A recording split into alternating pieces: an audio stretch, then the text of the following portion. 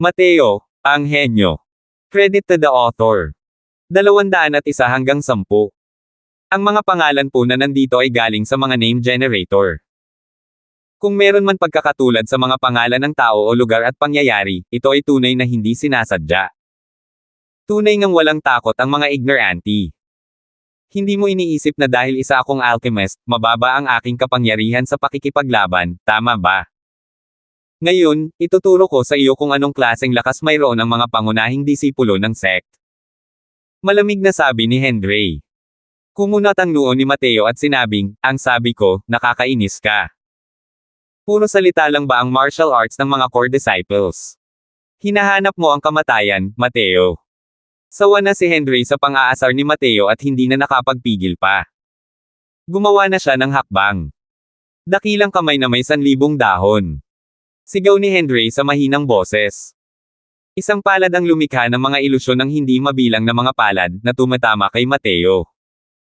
Lihim na nagulat ang lahat nang makitang kumilos si Henry. Tunay ngang walang kapantay ang lakas ng pangunahing disipulo ng Tranquil Cloud Sect. Ang Great Thousand Leaf Hand na ito ay isang superior grade tier 2 teknik, tama ba? Sa totoo lang ay nakultivate na niya ito sa ganitong antas. Natatakot ako na wala ni isa sa amin na mga martial artist ng Spirit Condensation Realm ang makakatanggap nito sa galaw na ito. Hindi talaga ako makapaniwala na ito ay ginawa ng isang kabataang wala pang 20 taong gulang. Hindi ba't isa siyang alchemist? Ang galing niya sa martial path ay napakalakas din. Sa pagkakataong ito, nasa panganib si Mateo. Nasa second level Spirit Condensation Realm pa lang siya, mas mahina kaysa kay Henry. Pinatahimik ng galaw na ito ni Henry ang lahat. Sa mga taong ito, karamihan sa kanila ay mga martial artist ng Spirit Condensation Realm, at mayroon pang ilang mga peak 9th level Spirit Condensation Realm martial artist. Pero kapag tinanong nila ang kanilang mga sarili, mahihirapan din silang makakuha ng kalamangan kapag naharap nila ang hakbang na ito mula kay Henry. Ang kasalukuyang Henry ay parang isang 1,000-hand bodhisattva. Ang paghati ng langit at pagtakip ng lupa sa mga palad ay nagpawalang bisa kay Mateo. Pero nakangiting tiningnan lang ni Mateo si Henry nang walang balak na kumilos. Lumabas si Henry sa isang nagbabantang paraan at handang sumuntok ng malakas kay Mateo. Ngunit hindi pa siya nakakalapit kay Mateo nang isang napakalakas na aura ang sumulpot, na nagpatigil sa lahat ng kanyang galaw. Henry, ako ang kalaban mo. Anong klaseng kakayahan ang humahadlang sa malakas na umaapi sa mahihina? Ang Crystal Formation Realm aura na ito ay eksaktong pinakawala ni Henry, ngunit natural lamang hindi ito pababayaan ni Dominic.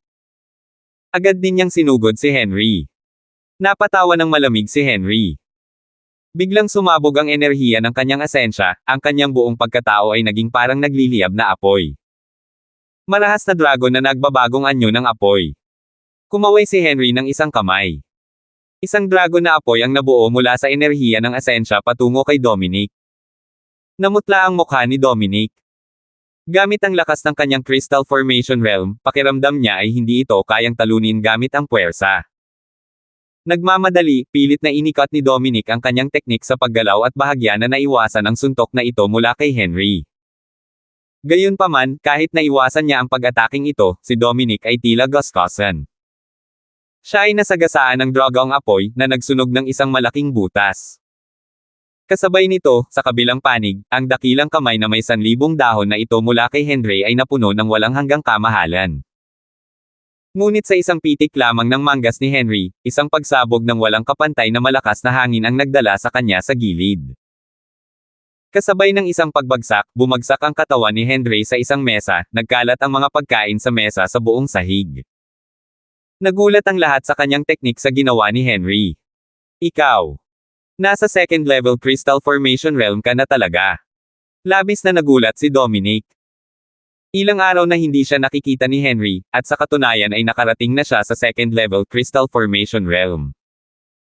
Hindi lang iyon, ang kanyang lakas sa pakikipaglaban ay wala na sa parehong antas gaya ng dati. Ang galaw ng dragong apoy na iyon ngayon lang ay napakalakas kaya hindi man lang nang-aha si Dominic na makipaglaban dito. Ang galaw na ito, ang Violent Blaze Transforming Dragon, ay siyang ikatlong kasamang martial technique ng Spirit Bristle 9 niyang Divine Arts Mortal Chapter. Ang lakas nito ay napakalakas. Kakaunti lang ang naintindihan ni Henry. Kung hindi, hindi sana ito kasing simple ng pagkabutas ng damit ni Dominic kanina. Gumapang si Henry mula sa lupa, ang buong katawan niya ay puno ng mantika, at mukhang marumi. Itinuro niya si Henry at sumigaw sa galit. Ang lakas ng loob mong gumawa ng hakbang laban sa isang disipulo ng pangunahing sekta. Ikaw, pinupukaw nito ang aking Tranquil Cloud Sect. Sa tingin ko ay pagod ka ng mabuhay, di ba? Walang ekspresyon si Henry habang sinasabi niya, kung hindi ka isang disipulo ng sekta, bangkay ka na ngayon. Sino mang maglakas loob na hawakan ang aking Mateo ay dapat maging handa na tanggapin ang aking puot. Sinabi ni Henry ang mga salitang ito nang may malawak na hangarin na pumatay. Kasama ang kanyang medyo magaspang na panlabas na anyo, talagang mapang-asar ito. Naglalakas loob ka bang guluhin ang sekta para sa anak mo? Henry, ire-report ko na sa sekta ang nangyari ngayon. Maghintay ka lang. Pagbabante ni Henry. Kaya mo ring katawinin ang Tranquil Cloud Sect kasama ang mga katulad mo. Kalokohan yan. Malapit nang maging disipulo ng sekta si Mateo. Kung ikukumpara sa kanya, malayo ka na. Hindi ako naniniwala na ang sekta ay makikitungo sa isang tunay na henyo para sa isang katamtamang talento na tulad mo. Walang awang sabi ni Henry. Maraming tao ang palihim na natigilan ng marinig mga salita ni Henry. Naisip nila sa kanilang sarili na ang Henry na ito ay tunay ngang dominanti. Alam nilang sikat si Henry sa pagiging protektibo sa kanyang anak, pero hindi nila inakala na nang ahas pa nga itong masaktan ang mga disipulo ng sekta para kay Mateo.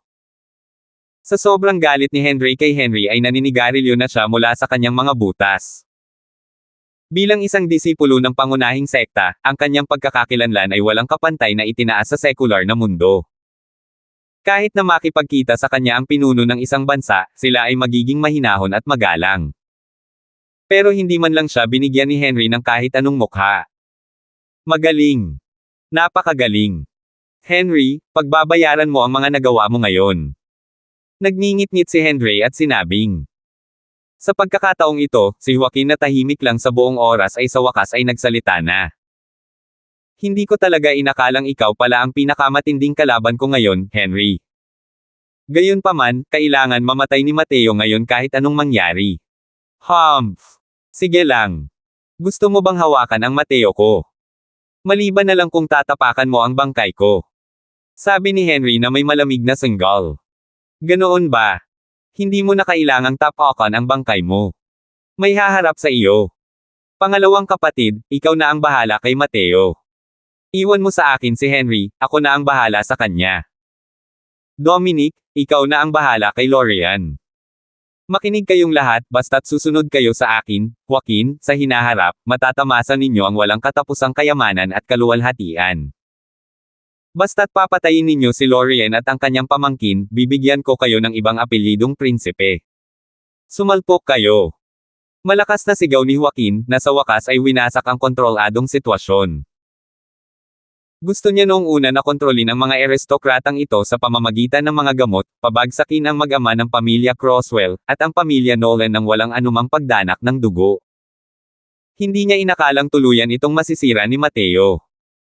Nakapaghanda na ang pamilya Sullivan ng maraming puwersa matapos ang ilang taon ng masusing pagpaplano. Kung aalisin ang mga neutral, halos pantay na ang kanilang magiging katunggali sa pamilya Nolan. Doon sa tabi ni Gavin, naghanda na siya ng planong pangsuporta.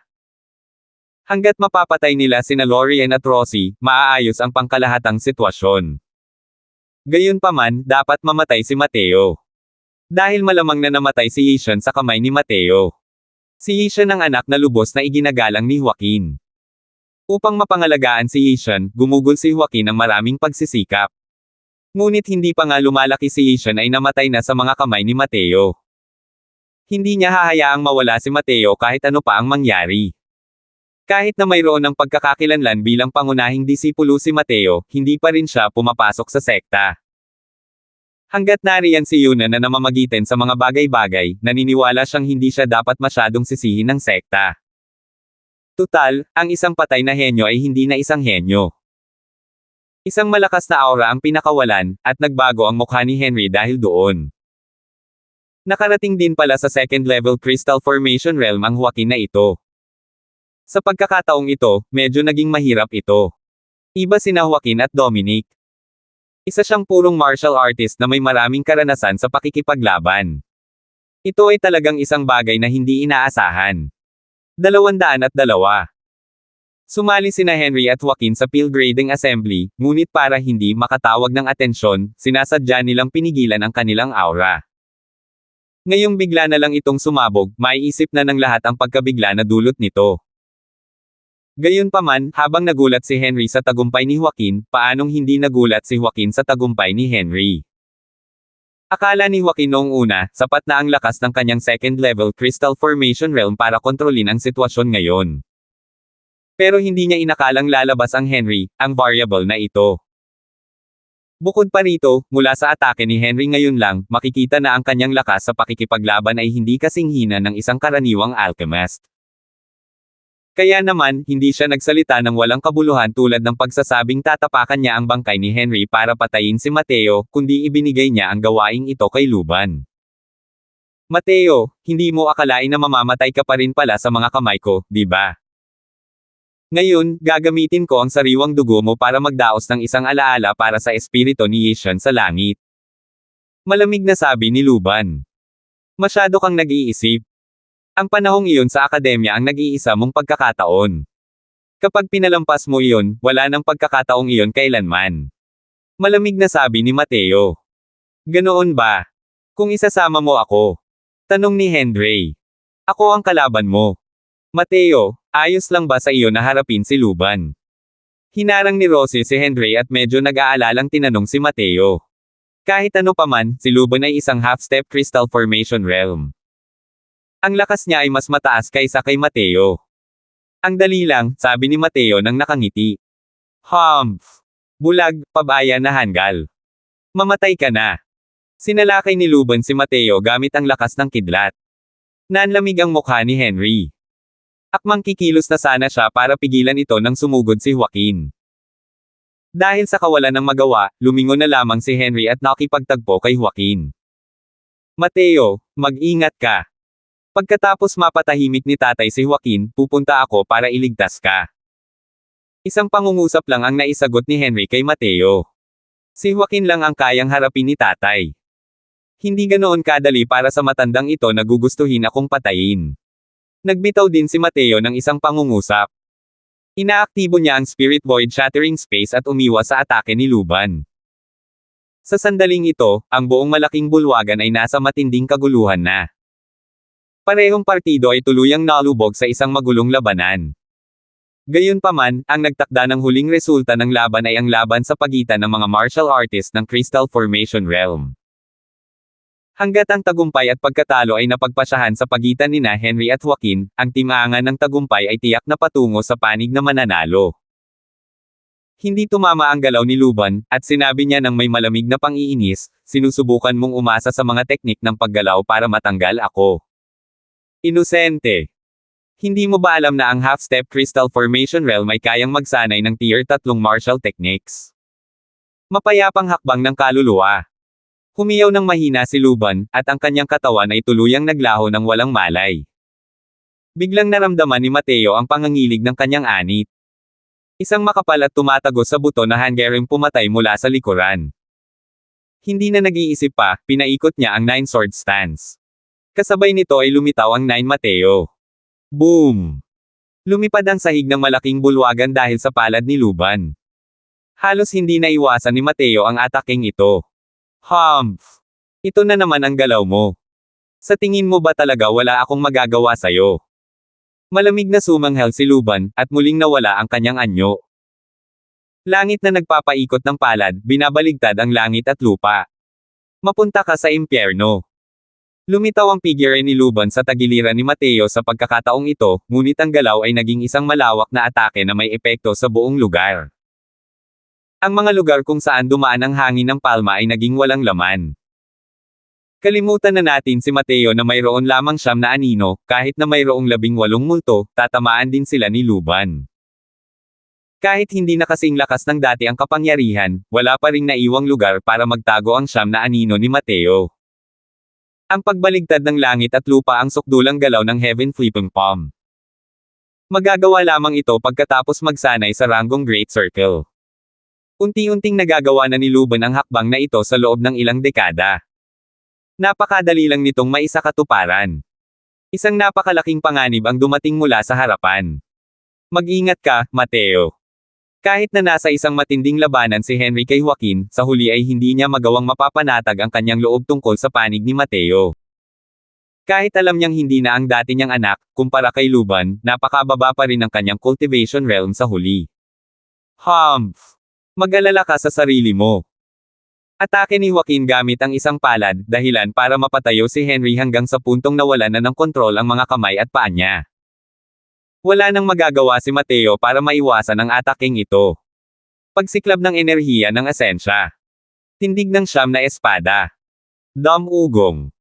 Sa sandaling iyon, parang nasusunog ang katawan ni Mateo. Nag-aalab ang enerhiya ng asensya sa buong katawan niya. Sa sandaling ito, hindi talaga umiwas si Mateo kundi ginamit niya ang 9 sword stance ng buong lakas. Mabilis, siyam na guhit ng mga sinag ng espada ang pumutok ng walang tigil patungo kay Luban. Kanina pa rin nakalubog sa tuwa si Luban sa tagumpay, pero ngayon, malaki na ang ipinagbago ng mukha niya. Siyam na guhit ng nakapangangilabot hanggang sa sukdulan ng mga sinag ng espada ang dumaan sa kanyang palad ng ganoon lang kabilis, at mabilis na tumama. Swoosh! Shi! Matatag na kinuha ni Mateo ang isang palad mula kay Luban, ang kanyang katawan ay lumilipad na parang saranggola na naputol ang tali. Hindi kailanman inakalang gagamit si Luban ng ganitong uri ng internecine fighting method. Sa kasalukuyan, gusto niyang ipakita ang kanyang movement technique, ngunit huli na ang lahat. Nakaiwas lang agad si Luban. Gayunpaman, ang siyam na guhit ng liwanag ng espada na ito ay walang kapantay na siksik. Paano niya nagawang iwasan ang lahat ng ito? Biglang lipad pataas ang isang naputol na braso. Ang sinag ng espada ni Mateo ay natanggal ang isa sa braso ni Luban.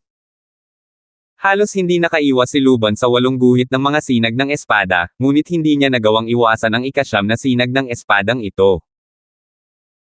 Ginamit niya ang lahat ng enerhiya ng asensya sa kanyang katawan upang depensahan ang kanyang sarili laban sa bahid ng sinag ng espada, ngunit hindi pinansin ng sinag ng espada na ito ang kanyang half-step Crystal Formation Realm Essence Energy Protection, pinutol ang isa sa kanyang mga braso na parang nabali ang isang tuyong sanga mula sa isang puno.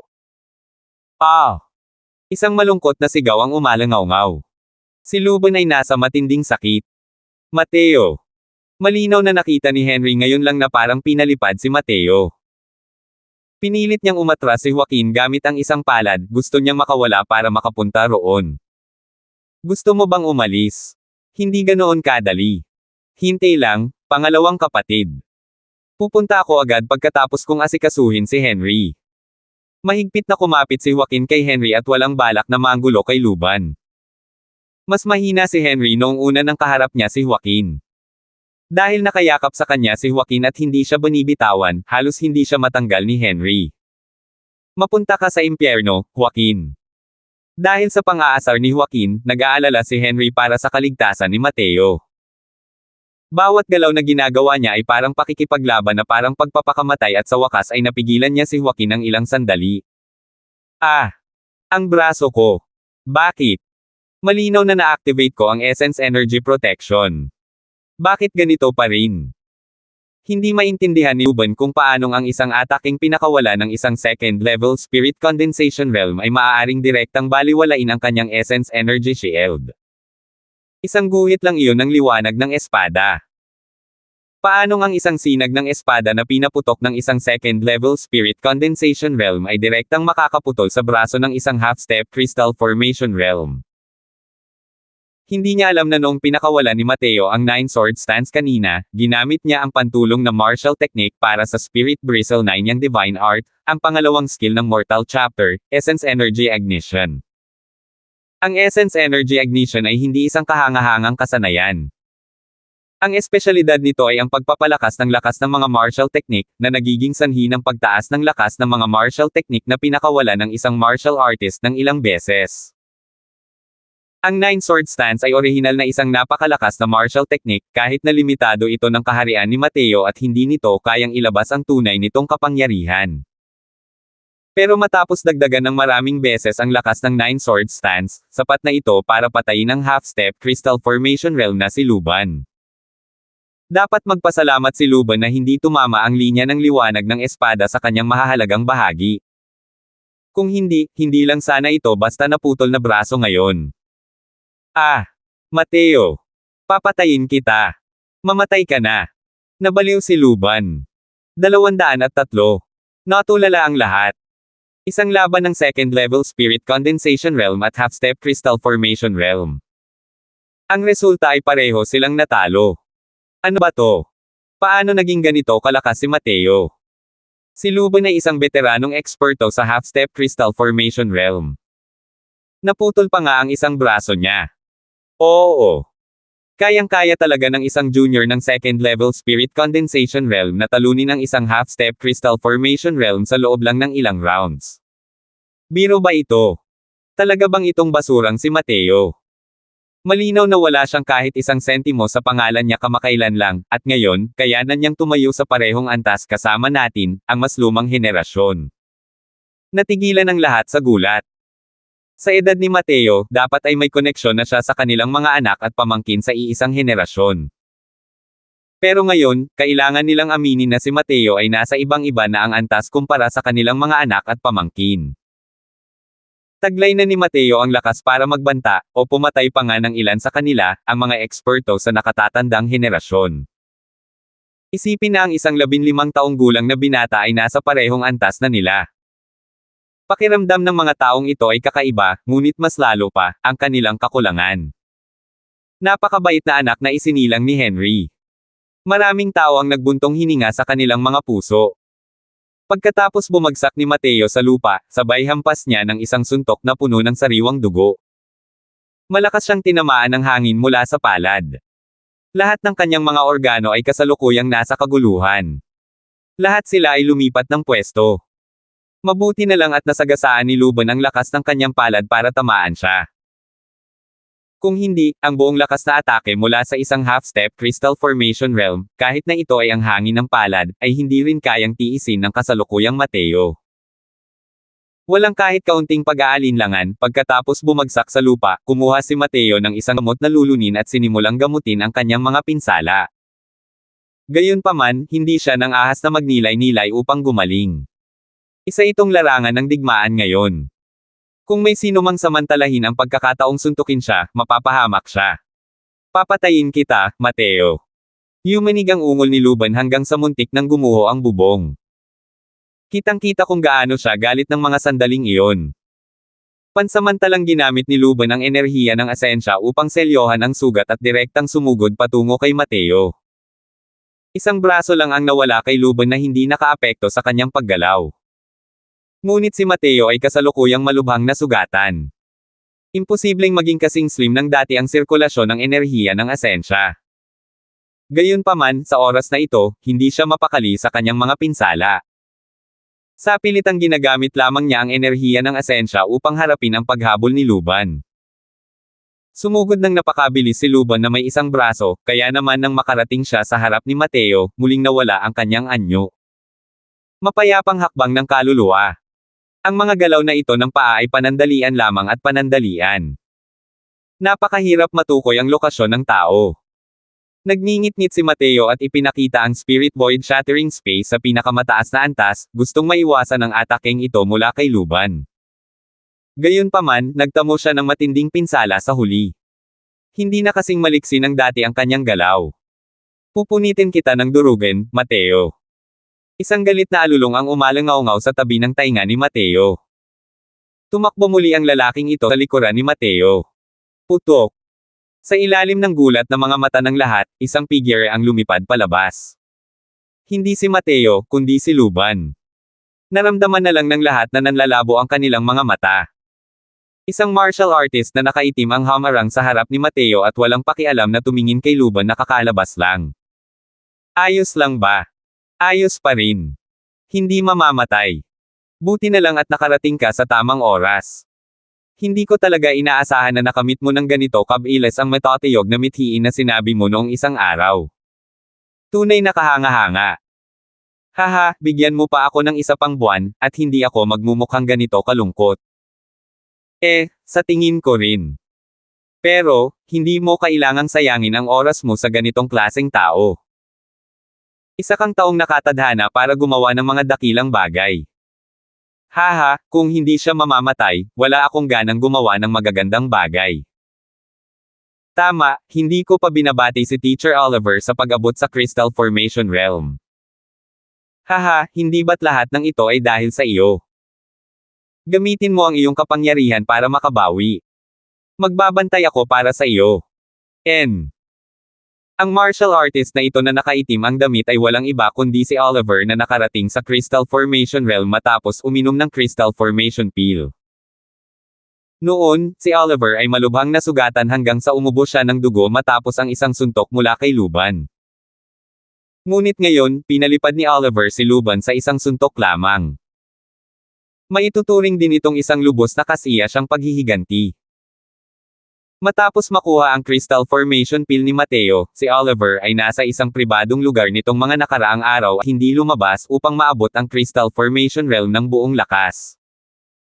Sa wakas ay nalagpasan niya ang hadlang kahapon at naging isang makapangyarihang Crystal Formation Realm. Gumugol si Oliver ng isang buong araw upang pagtibayin ang kanyang kaharian at hinanap si Jovan pagkatapos niyang umalis sa kanilang pag-iisa.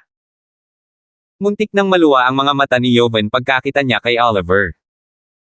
Sinabi lang ni Oliver na papasok siya sa pag-iisa, ngunit nakalusot siya sa Crystal Formation Realm pagkatapos niyang makumplito ang pag-iisa. Hindi napigilan ni Jovan na magulat. Bago pumasok si Oliver sa pag-iisa, nasa tugatog pa lamang siya ng 9th level Spirit Condensation Realm. Ayon sa sentido komon, ang pagnanais na malagpasan ang hangganang ito ay mangangailangan ng hindi bababa sa mahigit 10 taon, upang maranasan muna ang half-step Crystal Formation Realm bago siya makaangat pa ng isang hakbang at makatawid sa makalangit na bangin na ito. Pero ngayon, halos nakalusot si Oliver sa isang iglap. Hindi ka panipaniwala. Gayunpaman, hindi masyadong nagpaliwanag si Oliver kay Jovan. Sinabi niya kay Jovan na gusto nitong pumunta sa Pill Grading Assembly. Bahagyang nagatubili si Jovan bago pumayag. Sa totoo lang, gusto rin niyang sumama. Ngunit dahil sa kanyang pagkakakilanlan at mga patakaran sa sekta, hindi naging madali para sa kanya ang pagpunta roon. Nang sumugod si Oliver papunta sa Black Star Manor, nagkataon lang na nakita niya ang eksena nina Mateo at Luban na parehong malubhang nasugatan, at ang kanyang mga mata ay hindi sinasadyang nanikip. Hindi niya maisip na si Mateo ay talagang nag-mature na sa ganitong antas. Powerhouse ng Crystal Formation Realm. Isa na namang powerhouse ng Crystal Formation Realm ang dumating. Sino ang taong ito?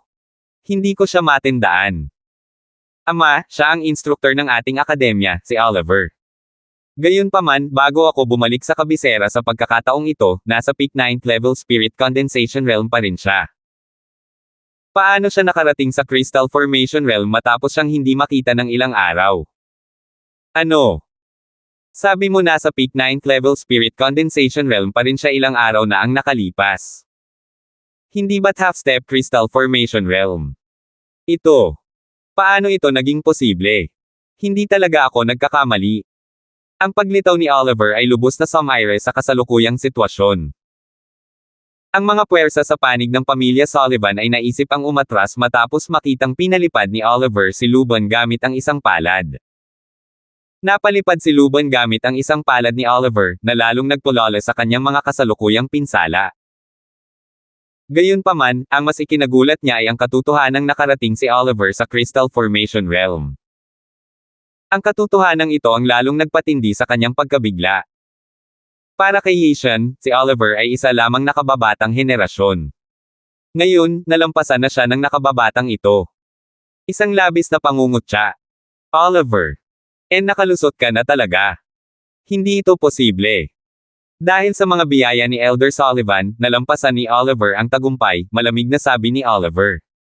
Oliver. Ang lakas ng loob mo. Bilang instruktor ng akademya, nakialam ka pa sa mga sekular na gawain.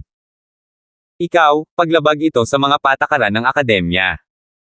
Ipaalam ko ito sa dekano at paparusahan kanya ng husto. Bilang unang elder ng disciplinary hall, ang katayuan at posisyon ni Elder Sullivan ay mas marangal kaysa sa akin. Nagtataka ako kung bakit ka nandito at brutal na nakikipagpalitan ng suntok sa estudyante ko. Humph! Nandito ako ngayon bilang miyembro ng pamilya Sullivan. Wala akong kinalaman sa akademya. Ganoon ba? Napipilitin lang ang dahilan na ito ni Elder Sullivan. Gayunpaman, nandito lang ako ngayon para protektahan ang aking estudyante. Bilang instruktor ng akademya, na nagpoprotekta sa mga henyong estudyante ng akademya, katanggap-tanggap pa rin ito, tama ba? Isa pa, iba ang pagkakakilanlan ni Mateo sa iba. Malapit na siyang pumasok sa sekta ngayon din. Kung sakaling magkaroon siya ng anumang problema rito, sino ang maglalakas loob na pasanin ang responsibilidad? Sa sobrang galit ni Luban ay naging berde ang kanyang mukha. Alam niyang ang mga salitang ito ay mga dahilan lamang ng lahat. Kung talagang iimbestigahan ito ng sekta, walang sino man ang makakasagot nito. 204. Dahil binabantayan ni Oliver, makakapagpahinga ng panatag si Mateo at magagamit ang kanyang kapangyarihan upang buong tapang na pinuhin ang lakas ng panggamot. Kung tungkol naman sa pagtatagpo ng mga espada ni Luban at Oliver, wala siyang pakialam doon. Sa mundo ng martial artist, hindi kailanman tungkol sa pagsasalita ang mahalaga. Ang nakasalalay dito ay kapangyarihan. Nakarating na si Oliver sa Crystal Formation Realm ngayon. Kahit gaano pa karami ang sabihin ni Luban, wala pa rin itong silbi. Kahit para sa sekta, ang mga martial artist ng Crystal Formation Realm ay hindi talaga mga pyesa ng chess na maaaring basta na lang iwanan. Kahit pa magsampa ng reklamo ang pamilya Sullivan sa sekta, imposible ring may gawin ang sekta kay Oliver dahil lang sa isang salita mula sa pamilya Sullivan. Sa Tranquil Cloud Sect, ang mga martial artist ng Crystal Formation Realm ay maaaring hindi gaanong maituturing, ngunit sila ang pangunahing kalakasan ng sekta. Ang casual na pagtataboy sa mga martial artist ng Crystal Formation Realm ay hindi maikakailang mga aksyon para saktan ang kanilang mga sarili. Kung hindi lang ito ang pinakakasuklam-suklam na krimen, imposibleng gawin ito ng Tranquil Cloud Sect. Bukod pa rito, mas bata pa ang edad ni Oliver kaysa kina Dominic at Henry. Ang makapasok sa Crystal Formation Realm sa edad na ito, walang dod ang napakaganda ng kanyang kinabukasan. Hindi maaaring baliwalain ng sekta ang puntong ito. Kung tungkol naman sa alitan para sa awtoridad ng imperyo sa sekular na mundo, ito ay isang maliit na bagay lamang para sa sekta. Kahit sino pa ang maging emperador, ang kanilang bahagi sa mga buwis ay hindi mababawasan. Tumigil.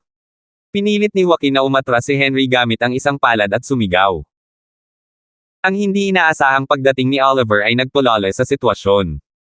Hindi na makapag-abala si Joaquin na makipagtalo kay Henry. Nag-aalala si Henry para sa kaligtasan ni Mateo at natural lang na ayaw din niyang makipag-alitan dito. Bigla siyang nakarating sa harap ni Mateo. Nang makita si Mateo na kasalukuyang namamagitan upang gumaling at ang kanyang kutis ay unti-unting nagiging mapatla at mapula-pula, isang malaking bato sa kanyang puso ang nalaglag. Hindi maganda ang ekspresyon ni Joaquin. Itinoon niya ang tingin kay Oliver at malamig na sinabi, sabi mo ngayon lang na nandito ka lang para protektahan ang estudyante mo, Mateo. Tama. Hindi itinanggi iyon ni Oliver. Ibig bang sabihin niyan ay kung hindi tayo gagawa ng aksyon laban kay Mateo, hindi ka makikialam sa mga bagay-bagay ngayon. Nakatitig si Joaquin kay Oliver nang may nag-aalab na mga mata. Ganoon nga. Sabi ni Oliver matapos itong pag-isipan ng kaunti. Kung gayon ayos lang. Maaari mo nang isama si Mateo ngayon. Henry, kung hindi ka makikialam sa mga nangyayari ngayon, maaari ka nang umalis. Sa hinaharap, maaari mo nang ipagpatuloy ang pagpapatakbo ng iyong Fragrant Medicine Pavilion sa kabisera. Talagang hindi kita pahihirapan. Sabi ni Joaquin na ikinagulat ng lahat. Malaki ang ipinagbago ng mukha ni Dominic nang marinig iyon at dali-dali niyang sinabi, Kuya Joaquin. Magsasalita na sana siya nang pigilan siya ni Joaquin. Kapatid na Dominic. Panahon ngayon ng pambihirang panahon, kaya kailangan nating gumamit ng pambihirang paraan. Hanggat mapapatamba natin ang pamilyang Nolan, kaya ba niya, si Henry, nalabanan tayo ng sama-sama. Sabi ni Joaquin. Kahit may ilang pag-aalinlangan pa rin si Dominic matapos itong marinig, sumuko pa rin siya. Walang sinabi si Henry, ngunit sina Rosie at Lorien ay hindi makagalaw. Huwag kang magpaloko sa panlilinlang ni Joaquin, Panginoon ng pavilion na si Croswell. Isa itong taktika para magpaliban sa pamamagitan ng pagkukunwari. Kung ang pamilyang Nolan ay bumagsak sa kapangyarihan, tiyak na hindi kanila bibitawan. Nagmamadaling sabi ni Rosie. Kuya Henry, matagal na tayong may mga kasunduan. Huwag kang magpaloko sa ganitong uri ng mababang uri ng pang-aasar. Sabi rin ni Lorien. Tumawa ng malamig si Joaquin at sinabing, ganoon ba? Gaano nakalaki ang pagsisikap na ginawa ni Kuya Henry para sa inyong pamilyang Nolan? Pero ano ang naiganti ninyong lahat sa kanya? Ano ang maibibigay ninyo bilang kapalit? Pavilion Lord Croswell, huwag mong pakinggan ang kalokohan ni Joaquin. Iniisip niya na nasa kamay niya na ang tagumpay, pero hindi niya alam na naghanda na ang Imperial Brother. Kasalukuyang kumukuha ng mga karagdagang sundalo ang Imperial Brother. Kapag dumating na ang mga karagdagang sundalo, tiyak na mamamatay si Joaquin ng walang libingan. Sabi ni Rosie. Hahaha. Panganay na prinsesa, ang mga reinforcement na tinutukoy mo ay hindi ang Great Novaria Dragon Guards, di ba? Tumawa ng malakas si Joaquin. Nagbago ang mukha ni Rosie nang marinig iyon. Lihim na lihim ang mga dakilang Chain Dragon Guard. Paano nalaman ni Joaquin? Naguguluhan ba ang panganay na prinsesa kung paano ko nalaman ang tungkol sa mga dakilang Chain Dragon Guard? Para harapin ako, palihim na nagsanay si Gavin ng isang dibisyon. Ang unit na ito ay binubuo ng 200 katao, bawat isa sa kanila ay nagtataglay ng cultivation ng Spirit Condensation Realm. Tunay na isang puwersang napakalakas na nakakapagpawala ng loob ng iba. Ang paghanga ni Joaquin ay puno ng pangungutya. Agad na lumubog ang puso ni Rosie na parang bato. Isang pangkat na binuo ng 200 Spirit Condensation Realm martial artists ay sapat na para agad na mapatay si Joaquin. Pero, alam na ni Joaquin ang sikretong sandatang ito noon pa. Ano kaya ang magiging resulta? Ikaw. Paano mo nalaman ng malinaw? Tanong ni Rosie na may maputlang mukha. Haha, ang hirap naman yan. Ang team na ito ay mayroon lamang 200 katao. Kakaiba ba na may isa o 2 tauhan ko sa loob? Sabi ni Joaquin, proud sa sarili. Punong-puno ng lupa ang mukha ni Rosie habang nagtatanong, hindi mo. Hindi mo maaaring makuha. Tama iyan.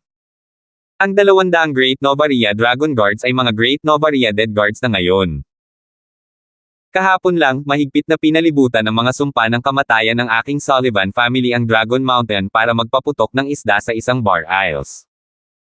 Gumamit sila ng 5 7-stringed mighty crossbows para harangan ang Great Novaria Dragon Guards. Sa tingin mo ba ay may pagkakataon pa silang mabuhay? Tanong ni Joaquin. Nang marinig iyon ni Lorien at Rosie, sila ay nawala ng pag-asa. Iyon ang kanilang huling tagumpay. Kung tuluyan mang bumagsak kahit ang huling tagumpay na ito, tunay na tapos na ang pamilyang Nolan. Bukod dito, hindi nila naramdaman na nagsisinungaling si Joaquin para linlangan sila. Ang mga dakilang Novaria Dragon Guard ay lihim na lihim sa pamilyang imperial. Kahit si Sandra ay hindi alam ang tungkol dito. Ang tinatawag na trump card ay isang trump card dahil hindi alam ng iba ang tungkol sa kanila. Ngunit ngayon, alam na ito ni Joaquin. Paano niya mapapalaya ang Great Novaria Dragon Guards? Nakarating na sa puntong ito ang mga bagay-bagay, mabuti pang hayaan mong maging mas malalim ang iyong pag-asa. Puno ng kasiyahan ang mga salita ni Joaquin. Nagpalitan ng tingin sina Lorien at Rosie. Namutla ang kanilang mga mukha dahil naisip nila ang ibig sabihin ng mga salitang ito ni Joaquin. Gavin. Dahil alam ni Joaquin ang tungkol sa pagkakaroon ng Great Novaria Dragon Guards, paano niya hindi maaapektuhan si Gavin? Imposible. Ang Imperial Brother ay isang makapangyarihang nilalang sa Crystal Formation Realm, at nandito ka rin. Sino ang maaari mong ipadala para patayin siya? Hey, kaya ko sinabing hayaan kayong dalawa na mawala ng pag-asa ng lubusan. Nitong mga nakaraang taon, ang pamilya Sullivan ang palaging pangalawang kuya at ako ang namamahala sa mga bagay-bagay. Napakatagal na ba mula nang makarinig kayo ng balita tungkol sa aking kuya? Malamig na sabi ni Joaquin na may malamig na ngisi. Walang gaanong reaksyon si Rosie, ngunit nang inag si Lorien at nagtanong ng hindi makapaniwala, Joaquin. Paano nangyari iyon? Siya. Hindi ba't matagal na siyang namatay? Tama, namatay nga siya. Gayunpaman, namatay siya para makita ng pamilya Nolan mo. Bago pa man magpanggap ang kuya ko na namatay siya, nakarating na siya sa second level Crystal Formation Realm. Wala lang talagang nakakaalam. Ngayong mahigit isang dekada na ang lumipas, nakarating na siya sa third level Crystal Formation Realm. Pinatay niya si Gavin. Sa tingin ba ninyo ay may posibilidad siyang mabuhay? Hahaha. Habang nagsasalita si Joaquin, mas nasisiyahan siya sa kanyang sarili, at hindi niya mapigil ang mapatawa. Nang marinig ni Rosie ang ganitong masamang balita, siya ay natisod at muntik ng matamba, ngunit may isang taong niyakap siya. Mag-ingat ka, guro, hindi pa ito ang oras para mawala ng pag-asa. Binigyan ni Mateo si Rosie ng isang bahagyang ngiti. Sa totoo lang ay nakabawi na siya. Pagkatapos, tumingin si Mateo kay Joaquin ng nakangiti at sinabing, dahil nagsalita si Family Head Sullivan hanggang sa matuwa ka, ibubunyag ko rin ang isang revelasyon. Sa Endless Forest, si Yishan nga ay pinatay ko mismo. Iniisip ko kung matapos marinig ang balitang ito, gusto pa rin ba akong paalisan ni Family Head Sullivan? 205. Biglang nagbago ang mukha ni Joaquin. Ang pares ng mga matang nakatingin kay Mateo ay tila magbubuga ng apoy. Iba ang haka-haka, pero iba naman ang pag-amin ni Mateo gamit ang sarili niyang bibig. Bagamat napakaliit na ng posibilidad na makabalik ng buhay si Yishan, bilang isang ama, umaasa pa rin siya na ligtas na makakabalik ang kanyang anak. O baka naman ang ilan sa kanila ay hindi talaga nakabangga si Mateo sa Endless Forest o kaya'y nasangkot sa ilang demonic beast. Pero ang panandali ang mga salitang iyon mula kay Mateo ay sumire sa huling bakas ng pag-asa. Hindi kaya. Lumalabas na umabot na sa ganito kalaking antas ang alitan ng pamilya Sullivan at pamilya Crosswell. Kung gayon, hindi ba't naging biro lang ang panghihingi ni Joaquin kanina? Oo nga. Hindi nakakapagtaka na napakahalaga ng okasyon ngayon, pero hindi isinama ni Joaquin ang anak niya. Lumalabas na napatay na siya ni Mateo. Hay nako, bata pa rin itong si Mateo at padalos-dalos pa rin sa huli. Tapos na ang pamilyang Nolan. Inamin ni Mateo na siya ang pumatay kay Yishan sa oras na ito, malamang na itutuloy ito ni Joaquin hanggang sa dulo ng impyerno. Kahit pansamantalang naungusan ng pamilyang Crosswell ang sitwasyon dito, kapag sumugod si Joshua, malamang na kailangan pa rin nilang lahat na mamatay. Kung mas maaga pa iyon, natural na hindi sasabihin iyon ng lahat.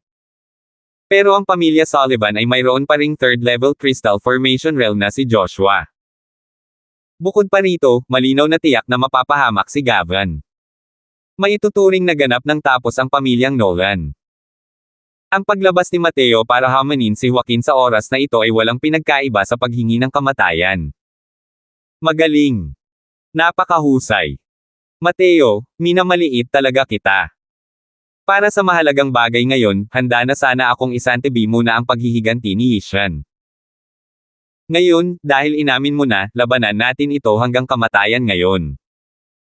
Kahit sino ay makakahula ng matinding galit sa mga salita ni Joaquin. Haha, mukhang medyo matindi itong pampalasa ko. Medyo naguguluhan na si Family Head Sullivan. Pero, hindi ka naman sapat na inosente para isipin na aalis talaga kami ng tatay ko sa lugar na ito, di ba? Medyo nagkakamali ka, ang nakatayo kami ng tatay ko rito ngayon ay hindi para protektahan ang soberanya ng Imperial Family, kundi dahil sa hindi mapagkakasundong alitan ng Crosswell family ko sa Wagner family mo at Sullivan family. Ang mga salita ni Mateo ay lalong naging malamig habang nagsasalita siya at talagang nagparamdam sa lahat ng lamig ng hindi nilalamig. Kakatwa, malinaw na isa lamang siyang second-level Spirit Condensation Realm, ngunit ang mga salitang sinabi ni Mateo ay nagparamdam sa lahat ng pressure. Ang mga salita ni Mateo, kahit gaano pa ito marinig, ay tila medyo pagtataksil at labis-labis, na may banayad na tono ng paghamak sa pamilyang imperial. Pero nang maisip ng lahat ang pagkakakilanlan ni Mateo bilang pangunahing disipulo ng sekta, naunawaan nila. Akala nila noong una ay parang mga langgam na nasa iisang mundo ang pamilyang imperial at ang pamilyang Crosswell. Ngayon, para sa kanila, ang pamilyang Croswell ay lumalaban lamang para sa kanilang sarili, at walang kinalaman sa pamilyang imperial. Katawa-tawa. Hindi man lang nawala ng buhok ang mga miyembro ng pamilya Croswell mo, pero namatay na si Yishan sa mga kamay mo. At ngayon, pinag-uusapan mo ng mayabang ang isang hindi na mapagkasundo ang alitan. Hindi ka ba natatakot sa pangungutya ng ibang tao? Sabi ni Joaquin nang may malamig na ngiti. Kaya kung tumayo rito dahil sapat ang aking kapangyarihan. Ang pagkamatay ni Yishan sa aking mga kamay ay siya ring tumatahak sa daan patungo sa kapahamakan. Huwag mong sabihin sa akin na hindi mo isinugo ang mga tao at si Yishan para patayin ako. Ang anak mo lang ay walang silbi at pinatay ko na lang. Isa pa, Luban, inaambos mo ako, isang 6th level Essence Chi Realm gamit ang iyong half-step Crystal Formation Realm Cultivation, kinain na ba ng mga aso ang matandang mukha mo? Siyempre, ang ganitong uri ng mga bagay ay walang kakulangan ng iyong pakikilahok, Dominic, at ang iyong pinakamamahal na anak, si Ivan. Noon, naglagay ka ng bitag para sa munting Panginoong ito at muntik mo na akong ipadala sa impyerno. Pero hindi mo inaasahan na ang munting Panginoong ito ay makikinabang sa kasawian at magkakaroon na lang ngayon. Kaya, oras na para bayaran natin ang utang na ito. Idinetalye ni Mateo ang mga krimeng nagawa laban sa kanya ng pamilyang Wagner at Sullivan. Nagbago ang mukha ni Dominic nang marinig niya iyon. Ngayon lang niya nalaman na may kaugnayan pala ito sa pagkalason noon kaya mabilis na bumangon si Mateo. Kahit hindi niya alam kung ano ang nangyari sa pagitan, walang duda, nakakuha si Mateo ng isang napakaswerteng pagkakataon na hindi ka panipaniwala. Sa loob lamang ng ilang buwan, lumaki na si Mateo sa puntong kayanan niyang takutin si Luban. Napakaswerte ng engkwentro, ang pag-iisip pa lang ay nakakainggit na. Hindi naman siguro, di ba? Napakawalandiya ng pamilya Sullivan at pamilya Wagner. Gumamit talaga sila ng napakaraming kasuklam-suklam at tusong paraan para lang harapin ang isang junior. Hey, walang duda na ang karakter ni Pavilion Lord Croswell ay walang duda. Hindi niya kailanman gagawin ang ganitong uri ng kasuklam-suklam at walang hiya na mga bagay. Pero sa estilo ng pamilya Sullivan at pamilya Wagner, ang mga ganitong bagay ay hindi mahalaga. Hindi ko talaga inaasahan na ang Pilgrading Assembly na ito ay maging ganito kalaki ang sitwasyon. Noong una, inakala kong magiging alitan ito sa pagitan ng pamilya Sullivan at pamilya Nolan, ngunit sa huli, ito ang naging labanan ni Mateo para sa paghihiganti. Bagamat casual lang ang mga sinabi ni Mateo, ang mga naroon ay pawang mga veterano. Alam na alam nila kung gaano kalaking panganib at panlilinlang ang naranasan ni Mateo sa likod ng mga eksena. Kung ang mga paraang ito ay nakatarget kay Henry, ayos lang sana. Pero ang gamitin ng mga ito para harapin ang isang junior, napakawalandiya talaga. Humph! Kahit sa mga pambabolo mo, makakalimutan mo na ang pag-alis mo rito ng buhay ngayon. Kung bibilangin mo ang oras, malapit na. Maghintay ka na lang mamatay. Malamig na sanggal ni Joaquin. Bilang pinuno ng mga rebelde, malinaw na hindi kikilalanin ni Joaquin ang mga sinabi ni Mateo. Gayunpaman, alam din niya na habang sinusubukan niyang itanggi ito, lalo itong lumalala. Kaya naman, bahagya niya itong binaliwala. Ang kasaysayan ay palaging isinulat ng nagwagi. Hanggat nakuha niya ang trono, natural niyang mapapaputi ang lahat, at mabubure ang mga pangyayari ngayon. Gayunpaman, nagpakita si Mateo ng isang mapang uyam ng ngiti sa kanyang mukha, na labis na ikinadismaya ni Joaquin. Oo, binibilang ko ang oras, malapit na itong matapos. Iniisip ko lang kung sino kaya ang darating. Nakangiting sabi ni Mateo. Medyo mas maaga, sa landas na nagdurugtong sa kabisera at sa Dragon Mountain, isang grupo ng mga tao ang kasalukuyang nagmamadaling patungo sa Dragon Mountain. Sa gitna ay isang sedan chair na may dilaw na bubong, na dala ng 8 Essence Chi Realm martial artists. Kamahalan, narito po ang Dragon Mountain sa unahan. Sabi ng isang mukhang general na martial artist sa sedan. Nakuha ko. Walang pakialam na sabi ni Gavin na nasa loob ng sedan. Anong nangyari? Ito. Biglang sumigaw ang general at nauutil. Hinawi ang kurtina ng sedan, lumabas si Gavin mula sa sedan, para lamang makita ang mga bangkay na nagkalat. Ito ay mga bangkay ng Great Novaria Dragon Guard. Kumunat ang noo ni Gavin, at hindi maganda ang ekspresyon ng mukha niya. Alam ng mga nakakakilala sa kanya na tiyak na nasasaktan siya ngayon. Ang mga dakilang Chain Dragon Guard na ito ay inalagaan ni Gavin matapos ang labis na pagsisikap. Ngunit ngayon, sila ay tuluyang nalipol. Paanong hindi ito makakasakit sa kanyang puso? Sino ang nandyan? Protektahan ang kanyang kamahalan. Sigaw ng general. Isang matandang lalaki ang lumabas mula sa harap, ang dalawang kamay ay nasa likod ng kanyang likuran, mukhang kalmado. Nang makita ni Gavin ang pagdating, muling kumunat ang kanyang mga noo. Iniunat niya ang kanyang kamay upang pigilan ang mga kilos ng kanyang mga nasasakupan. Hindi kayo ang katapat niya. Umalis na kayong lahat. Huwag ninyong sayangin ang inyong mga buhay, utos ni Gavin.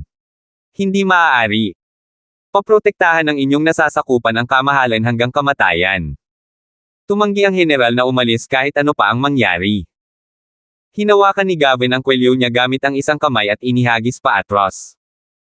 Lumipad ang general na iyon ng ilang daang talampakan. Lumayo kayong lahat para sa akin. Galit na sabi ni Gavin.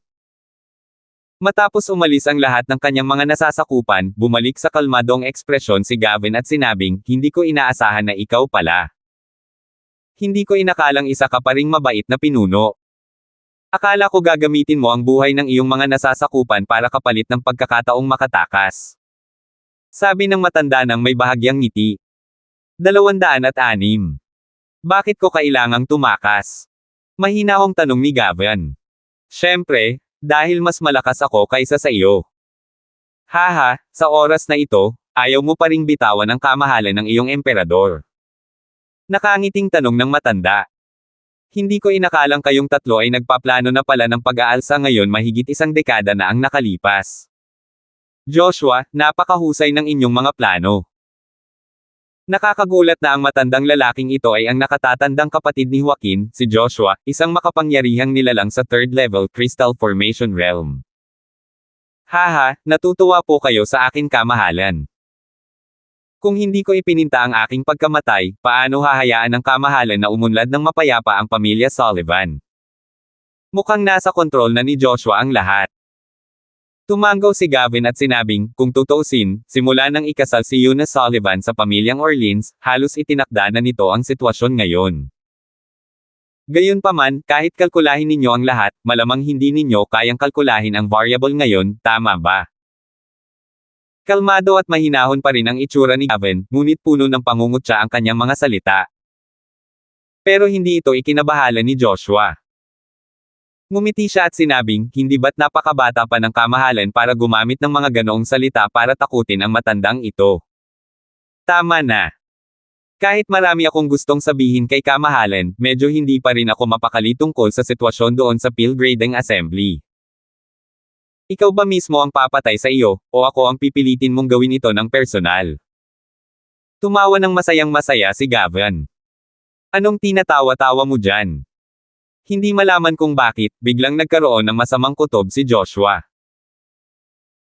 Natatawa ako dahil nabuhay tayo ng husto at nagplano para sa kalahati ng ating buhay, ngunit sa huli, hindi tayo pareho ang pangunahing tauhan sa labanang ito para sa awtoridad ng imperyo.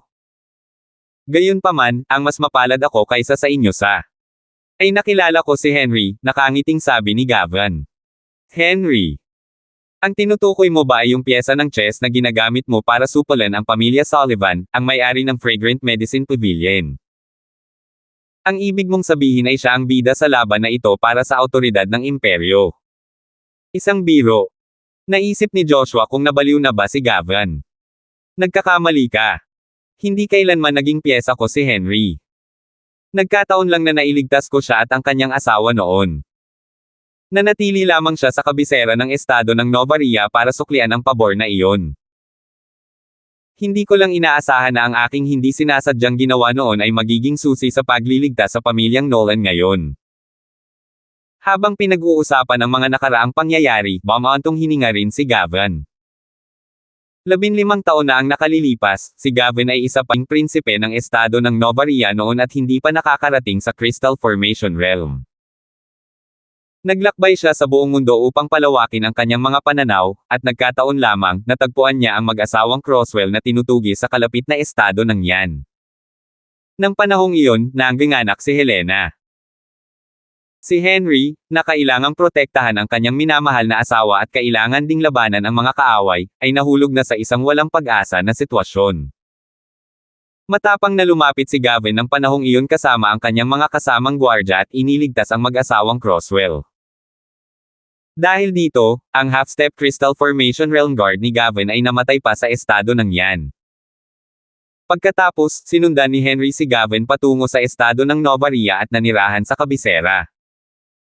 Pagkatapos, kalaunan, itinulak ng pamilya Sullivan si Dominic papunta sa entablado.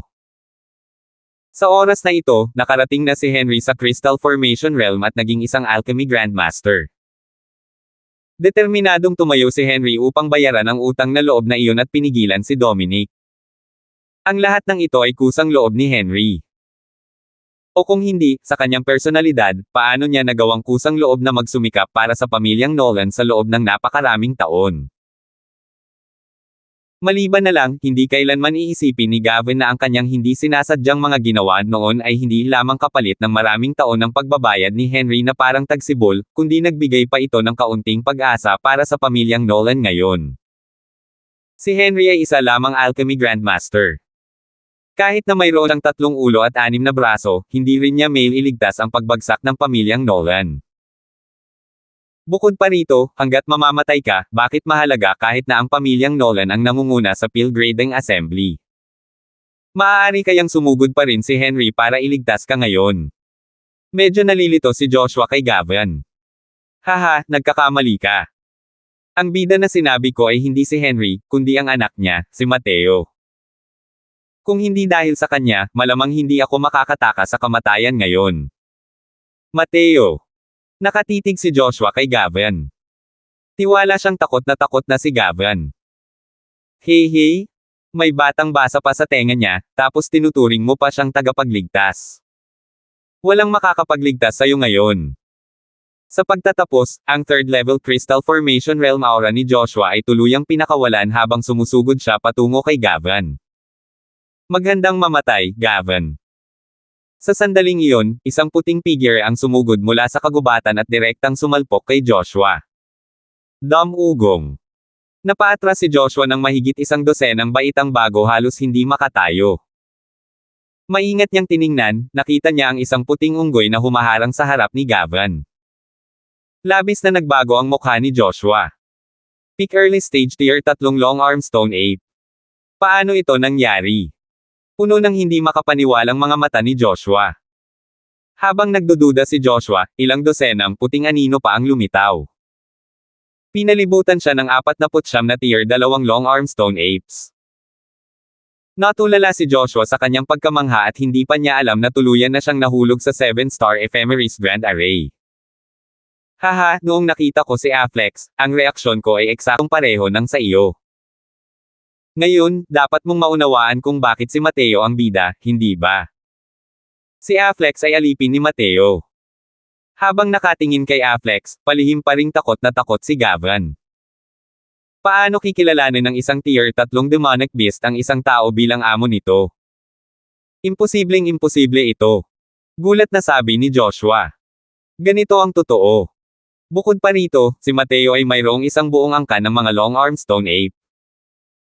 Hindi niya talaga kailangan ng aking Nolan family para gumawa ng hakbang para lipulin ang Sullivan family. Natahimik si Joshua. Hindi niya inakala na sa mahigit 1 dekadang pagtatago niya, ganito pala ang magiging kapalit niya ngayon. Humph! Ano ba yan? Isa lang yang tier 3 demonic beast. 3rd level Crystal Formation Realm din ako. Baka hindi ako matalo sa kanya. Pagkatapos ng katahimikan, ang matinding pag-aatubili ang nagpasabog kay Joshua. Sumugod siya kay Afflex nang walang pakialam. Ang tugon niya ay isang nakakapangilabot na suntok ni Afflex. Ang kabisera. Biglang nagkaroon ng kaguluhan sa Black Star Manor.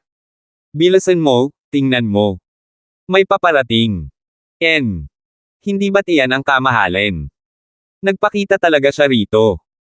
Hindi ba't ibig sabihin noon ay mas mahina? Gusto mo bang mamatay? Akala ko noong una ay nasa kamay na nila ang tagumpay ng pamilya Sullivan. Hindi ko inakalang magkakaroon ng pagbabago at ang pamilya Nolan ay makakamit na ang ganap na tagumpay. Mukhang hindi pa tapos ang oras para sa pamilya Nolan. Mahigit isang dekada nang nagplano ang pamilya Sullivan, at ito nga ang naging resulta. Malamang na mababaliw si Joaquin, di ba? Sa ilalim ng tingin ng lahat, dahan-daang naglakad si Gavin papasok sa Black Star Manor. Nang makita si Gavin, ang ekspresyon ng mukha ni Joaquin ay naging napakapangit. Kapatid na Imperial. Mabuti naman at maayos ka. Hindi napigilan ni Rosie na maluha sa tuwa nang makita niya si Gavin. Haha, salamat sa mga biyaya ng kuya, nakaligtas ako sa kamatayan mula sa malaking kalamidad na ito, nakangiting sabi ni Gavin. Pagkatapos, lumapit si Gavin sa harap ni Mateo, ikinuyom ang kanyang mga kamay, at yumuko ng malalim sa harap ng lahat ng gulat na mga mata. Maraming salamat sa pagliligtas ng aking kuya sa pamilyang Nolan. Tanggapin mo sana itong bow mula kay Gavin. Halos lumuwa ang mga mata ng lahat sa ginawa ni Gavin. Anong klaseng tao si Gavin? Siya ang emperador ng dakilang estado ng Novaria, isang kataas-taasang nilalang. Talagang isang tame time na pagsaludo ang ginawa niya sa isang binata. Malinaw na sinabi ni Joaquin ngayon lang na hindi lang namatay ang kanyang kuya, matagumpay pa nga siyang nakarating sa third level crystal formation realm. Ano ba talaga ang ginawa ni Mateo para maibalik si Gavin nang hindi nalalagas kahit isang hibla ng buhok? 207. May mali ba?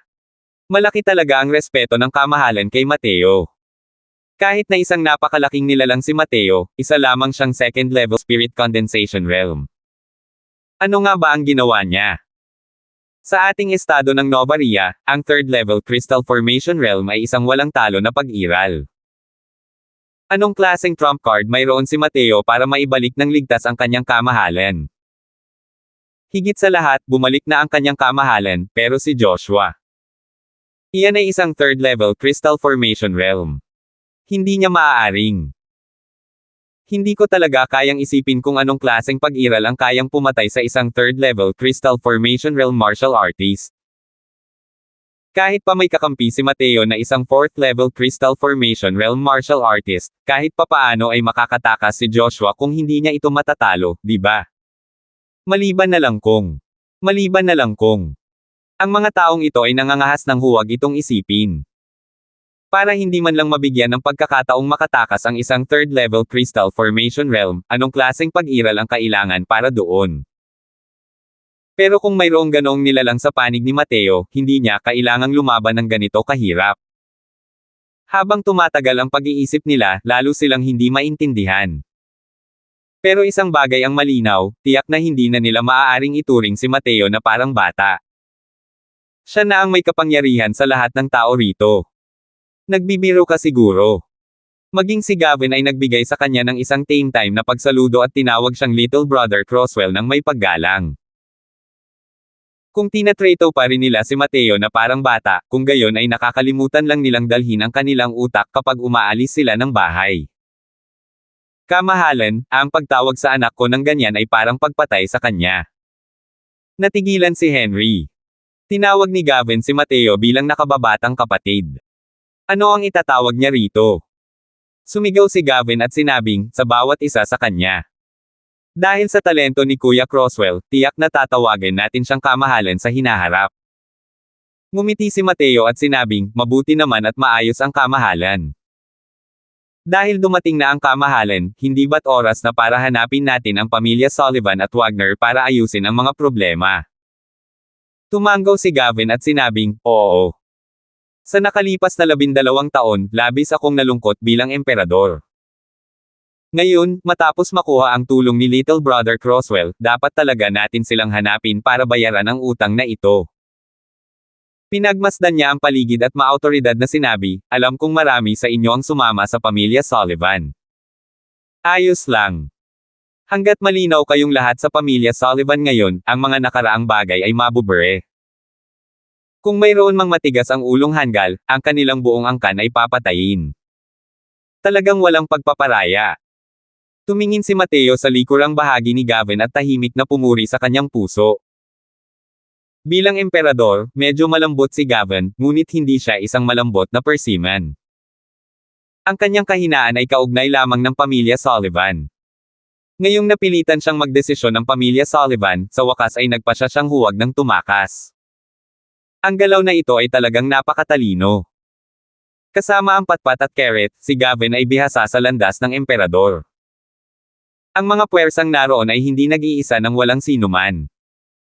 Ang ganitong uri ng bagay tulad ng pagpuksa sa buong angkan ay hindi biro. Hindi man lang nito pinatawad ang mga ibon at aso. Kahit saang impluwensya sila nagmula, suskaitin nila ang bigat ng mga salitang ito. Siyempre, ang mag-ama rin ng Croswell ang lumikha ng ganitong kapaligiran. Kung hindi, biro lang ang sasabihin niya ng ganito. Lahat kayo, huwag kayong maniwala sa kalokohan ni Gavin. Pinapaliban niya lang ang mga bagay-bagay dahil lang sa isang dahilan. Pagkatapos ng bagay na ito, tiyak na magkakaroon ng pagtutuos. Hindi pa rin natin alam kung sino ang magwawagi sa laban ngayon.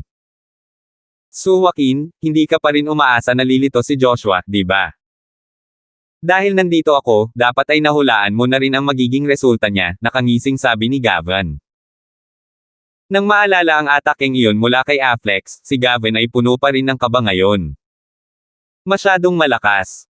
Sumabog ang third-level crystal formation realm na si Joshua sa isang suntok lang ni Affleck. Noon, halos lumuwa ang mga mata niya. Ang kaharian ni Affleck ay katulad ng kay Joshua. Paano niya nagawang magpakawala ng ganito kagulat-gulat na atake? Nang makita niya ang mga tier 2 long arm stone ape na iyon, bigla siyang may naintindihan. Medyo malalim ang mga kilos ng mga tier 2 long arm stone ape na iyon. Palihim pa nga nitong isinama ang isang array daw. Hindi alam ni Gavin ang array daw, pero hindi niya talaga maisip kung anong klaseng array formation ang makapagpapahintulot sa isang early stage tier 3 demonic beast na magkaroon ng ganito kalakas na atake. Biglang nadurog ang puso ni Joaquin. Isang hindi mapapantayang kahihiyan ang bumalot sa kanya. Umunlad na ang mga bagay-bagay hanggang ngayon at hindi man lang nawala na kahit isang hibla ng buhok ang panig ni Gavin. Pero sa tabi niya, pinatay ni Mateo ang anak niya. Pinutol ni Mateo ang braso ng kapatid na lalaki. Hindi alam ang buhay at kamatayan ni Kuya. Bagaman kung titingnan ang kasalukuyang sitwasyon, malamang napatay na siya. Ang pinaka-nakakasuklam na bagay ay ang pagkamatay ni Kuya Joshua ay tila may malalim na koneksyon kay Mateo. Mateo. Lahat ng Mateo. Tiningnan ni Joaquin si Mateo nang hindi itinatago ang kanyang balak pumatay. Hindi sinasadyang naging alerto si Henry nang makita ang sitwasyon. Padre Sullivan, huwag mo akong tingnan ng ganyan, natatakot ako. Pero, hindi kayang pumatay ng tao gamit ang tingin. Gusto mo ba akong patayin? Gumalaw ka. Nagpakita ng takot si Mateo, ngunit puno ng pangungutya ang kanyang mga salita. Hindi na napigilan ni Joaquin ang kanyang galit. Naghahanap ng kamatayan. Boom! Nag-away na naman sina Joaquin at Henry. Kasabay nito, gumawa rin ng hakbang sina Oliver at Gavin. Tatlong makapangyarihang martial artist ng Crystal Formation Realm ang sabay-sabay na humaharap kay Joaquin ng mag-isa. Gusto sanang lumapit ni Dominic para tumulong ngunit naharang siya ni Lorian. Isang malaking labanan ang muling sumiklab sa pagitan ng mga martial artist ng Crystal Formation Realm. Ngunit sa pagkakataong ito, nagbago ang sitwasyon. Malaki ang kalamangan ng panig ni Henry. Sa gitna ng karamihan, naroon sina Luban at Mateo na biglang umalis. Tinitigan ni Mateo si Luban at nakangiting sinabi, Elder Sullivan, abala sila. Huwag din tayong magpatumpik-tumpik, ha? Ang sinabi ko na noon, kailangan kong tuparin ang mga iyon kalaunan para malinis ko ang mga iniisip ko. Naging berde ang mukha ni Luban. Nawalan siya ng isang braso at malubhang nasugatan ni Oliver. Hindi niya talaga magamit ang masyadong lakas ng mga sandaling iyon. Kahit na uminom din siya ng mga gamot na pampagaling, paano maihahambing ang kanyang mga gamot na pampagaling sa kay Mateo? Ang kasalukuyang Mateo ay gumaling na ng 70% hanggang 80%, habang ang mga pinsala ni Luban ay tiyak na hindi gagaling ng walang 10 araw hanggang kalahating buwan. Hindi na hinintay ni Mateo ang pagtanggap ni Luban. Nakaamba na ang espada ni Kang Hua. Pagsiklab ng enerhiya ng asensya. Tindig ng siyam na espada. Siyam na guhit ng mga sinag ng espada ang lumipad palabas ng magulong walang anumang disenyo. Nanliit ang mga mata ni Luban. Ito na naman ang galaw na ito.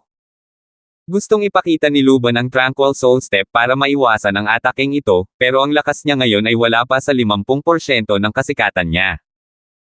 Hindi niya talaga kayang ipakita ang Tranquil Soul Step. Tigilan niyo akong lahat. Sa sandaling iyon, isang matandang boses ang tumunog. Kasabay nito, ilang sinag ng liwanag ang dumaan, direktang pinuksa ang siyam na guhit ng liwanag ng espada ni Mateo. Isang matandang lalaki ang nakatayo sa ere. Gamit ang isa pang pagkaway ng kanyang mga manggas, hinailan niya si Henry at ang dalawa pa sa isang gilid. Isang napakalakas na aura ang kumalat, dahilan para mawala ng malay ang lahat ng naruroon. Lumilipad sa himpapawid. Ang makapangyarihang si Transformation Realm. Si Henry, kasama si Gavin, at ang iba pa ay labis na nabahala.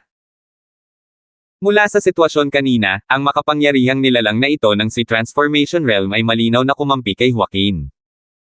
Hindi ito magandang balita para sa kanila. Hindi nagulat si Mateo sa hitsura ng taong ito. Sa kabaligtaran, magiging abnormal kung hindi siya agad sumipot. Elder Hayes, ang matanda mo na ay napakatanda na. Mukhang hindi ka pa rin makatayo. Tiningnan ni Mateo si Gian Hayes sa ere at nanunuya gamit ang mga sarkastiko niyang salita. Nang sabihin niyon ni Mateo, nagulat sina Henry at ang iba pa. Medyo malaki ang kutob niya, para maglakas loob na hikayatin ang isang makapangyarihang tao sa si Transformation Realm. 208. Para sa mga tao sa secular na mundo, ang mga kapangyarihan ng si Transformation Realm ay parang mga Diyos na nilalang. Dahil sa mga mortal na bansa, maliban kung ang isang tao ay nagkaroon ng isang swerteng engkwentro na humahamon sa langit, imposibleng makalusot sa si Transformation Realm. Noon, dahil aksidenteng nakuha ng matandang itim na uwak ang Black Crowin Fire kaya siya tuluyang nakarating sa si Transformation Realm. Gayunpaman, isa lamang itong halimbawa. Napakakaunti. At ngayon, ganito na nga ang sinabi ni Mateo sa isang makapangyarihang tao sa si Transformation Realm. Talagang hindi siya sumusuko hanggat hindi niya napapangiti ang mga tao sa mga salita. Malamig na tiningnan ni Gian Hayes si Mateo, pagkatapos ay lumutang pababa mula sa ere. Nang makita niya ang espadang hawak ni Mateo, hindi sinasadyang tumigil ang tingin niya. Nawala na ang espada ni Kang Hua sa loob ng 100 taon. Bakit nasa kamay mo pa ito? Hehe, isa akong disipulo mula sa Central Academy. Bakit sa tingin mo ay nasa kamay ko ito? Nag-isip sandali si Gian Hayes at naisip ang isang posibilidad. Nagtanong siya ng may pagkamangha, nakuha mo kaya ito sa Nine Heavens Road? Ngumiti si Mateo ngunit hindi nagsalita. Sumumpa na siya ng isang panunumpa sa langit, kaya malinaw na hindi niya sasagutin ang tanong ni Gian Hayes. Naging pangit ang mukha ni Gian Hayes.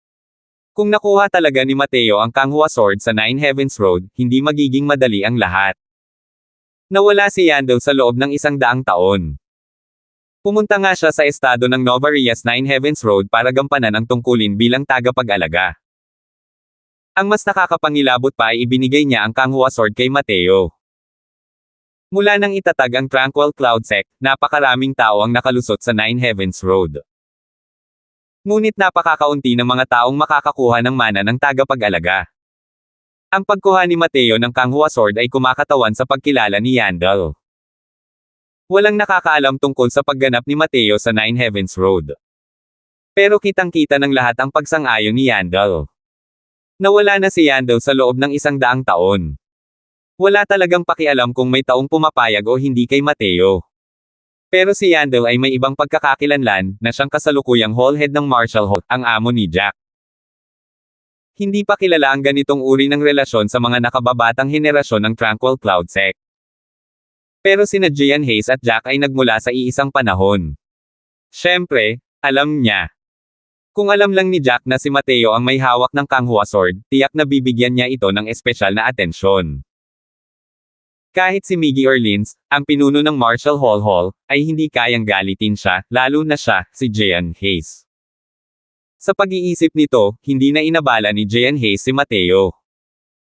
Sa halip, ibinuko niya ang kanyang bibig upang sabihin, ang upuan na ito ay ang Pilhol Elder ng Tranquil Cloud Sect, si Jean Hayes. Ako ang magiging tagapamagitan ngayon at umaasa akong maililibing ang alitan sa pagitan ng pamilyang Nolan at pamilyang Sullivan. Ano kaya ang opinyon ng lahat? Ito. Nang marinig ni Gavin ang mga salita ni Jean Hayes, nagpakita siya ng isang mahirap na ekspresyon. Ano? Huwag mong sabihin na walang bisa ang mga salita ng upuang ito.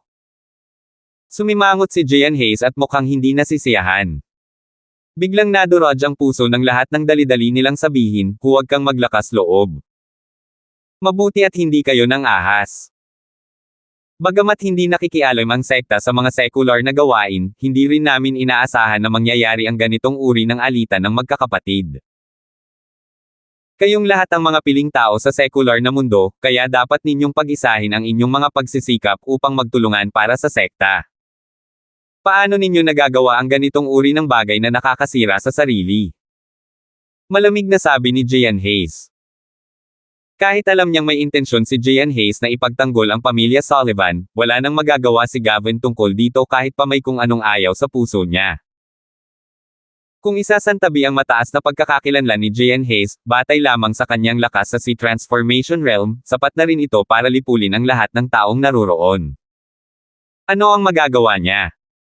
Nahulaan din ni Gavin na si Jean Hayes ay talagang may malalim na ugnayan kay Miggy, kaya naman tutulungan niya ang pamilya Sullivan. Ang lagi niyang pinag-iingat ay ito. Isipin na lang na nagkatotoo pala ito. Sa pagkakataong ito, kung hindi mo papatayin ang ahas pagkatapos itong talunin, magdudulot ito ng walang katapusang gulo sa hinaharap. Nagngingit-ngit si Gavin at sisigat na sana nang pigilan siya ni Mateo. Lihim niyang naramdaman na hindi maganda ang mga bagay-bagay, ngunit huli na ang lahat para pigilan ito. Napakahusay magsalita ni Elder Hayes. Itinatago mo ang iyong makasariling motibo sa ilalim ng matuwid na layunin ng sekta. Sa tingin mo ba ay bulag o bingi ang lahat? Nakangising sabi ni Mateo. Malamig na sumangot si Jean Hayes nang marinig iyon at sinabing, napakabastos mo, Junior. Sa tingin mo ba ay wala talaga akong magagawa sa iyo? Ninakaw mo ang mga formula ng tableta ng sekta at ibinuhos mo ang mga ito sa secular na mundo. Naniniwala ka ba na papatayin kita ngayon din? Ngumiti si Mateo at sinabing, sige. Patayin mo ako agad, Elder Hayes. Ama, pagkatapos kong mamatay, dalhin mo ang Kanghua Sword sa Tranquil Cloud Sect at hayaan mong ang mga Panginoon ng sekta ang humusga kung sino ang tama o mali. Naniniwala ako na may mga makatwirang lugar sa mundong ito. Ikaw. Halos mamatay sa sakal si Jean Hayes. Kaya niyang patayin si Mateo, pero hindi rin niya mapapatay sina Henry at Gavin. Kung gagawin niya talaga iyon, magiging sanhi ito ng matinding pagbaba ng prestihiyo ng sekta sa sekular na mundo. Hindi niya ito kayang pasanin. At hanggat nagpapakita ang Kanghua Sword sa sekta, tiyak na magtatanong si Jack tungkol dito. Kung alam niyang pinatay niya ang huling kahalili ng kanyang Panginoon, paano siya papayagan ni Jack? Nang makita niya ang Kanghua Sword kanina, sandali lang siyang nagulat at casual na nagtanong. Pero isipin na ang batang ito ay napakatalino para agad na malaman na ang Kanghua Sword ay pambihira. Nagyelo ang mukha ni Mateo at sinabing, ang secular na mundo ay may mga patakarang secular. Ang pamilya Sullivan ay sumalungat sa kanilang mga nakatataas at nagplanong magrebelde. Kung kahit ang ganitong pagkakasala ay maaaring burahin sa talaan, sino ang maglalakas loob na umupo sa posisyon ng isang emperador? Humph! Kailangan mo pa ba akong turuan ng matandang ito kung paano gumawa ng mga bagay-bagay? Tanong ni Jean Hayes nang may malamig na ngiti. Nagkakamali si Elder Hayes.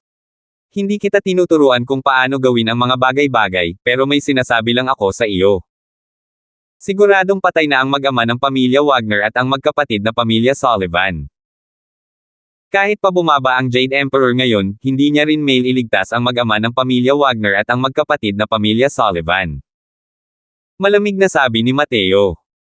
Pagkasabi nito, biglang nagkagulo ang mga tao. Isang second-level spirit condensation realm na nagsasabi ng mga ganoong salita sa harap ng isang sea transformation realm, hindi ba't biro lang iyon? Siyempre, kung alam lang nila na nakapatay na si Mateo ng isang powerhouse sa sea transformation realm dati, malamang hindi nila iyon iisipin. Huminga ng malalim sina Henry at Gavin. Talagang ginamit ni Mateo ang isang sea transformation realm powerhouse sa paraang gusto niya. Ibinuka ni Henry ang kanyang bibig, gusto sanang magsalita ngunit sa huli ay hindi na nagsalita. Bagkus, si Gavin ang hindi napigil ang magsalita. Kapatid na Crosswell, si Elder Hayes ay isang elder ng mataas na sekta, isang makapangyarihang nilalang sa sea transformation realm. Huwag kang padulos-dalos. Hindi siya pinansin ni Mateo. Haha. Walang kwentang bata. Gusto kong makita kung paano mo sila papatayin sa harap ng matandang ito. Kung masasaktan mo kahit isang hibla ng buhok nila, aalis na agad ako sa upuang ito. Pakiramdam ni Gian Hayes ay ito na ang pinaka-nakakatawang biro na narinig niya sa buong buhay niya. Sige, ikaw ang nagsabi niyan. Kung gayon, kumanda kang maliga. 9 sword stance. Muling pinakawala ni Mateo ang kanyang atake. Diretso ang target kay Luban. Humph! Ito na naman ang galaw na ito. Kahit hindi naman masama ang galaw na ito, mahina pa rin ang lakas mo. Sabi ni Gian Hayes nang may malamig na ngiti. Para lamang makita siyang casual na ikinakaway ang kanyang kamay at ang siyam na guhit ng liwanag ng espada ay agad na namatay. Hindi napigilan ng lahat ang mapabuntong hininga nang makita ang eksenang ito. Ito ang kalakasan ng isang makapangyarihang sea transformation realm. Ngunit isang malungkot na sigaw ang biglang umalangaw-ngaw bago pa man matapos ang pagkabigla ng karamihan. Sinundan nila ang tunog at nakita ang isang malaking butas sa harap ng dibdib ni Luban na may dugong umaagos ng walang tigil. Mabilis na naglaho ang liwanag sa mga mata ni Luban. Kahit hanggang kamatayan, hindi siya nang ahas na paniwalaan ang lahat ng nangyari sa harap ng kanyang mga mata. Napatay talaga siya sa ilalim ng proteksyon ng isang sea transformation realm powerhouse. Biglang tumingin ang lahat sa likuran ni Luban. Buong pagmamalaking nakatayo si Mateo habang hawak ang kanyang espada.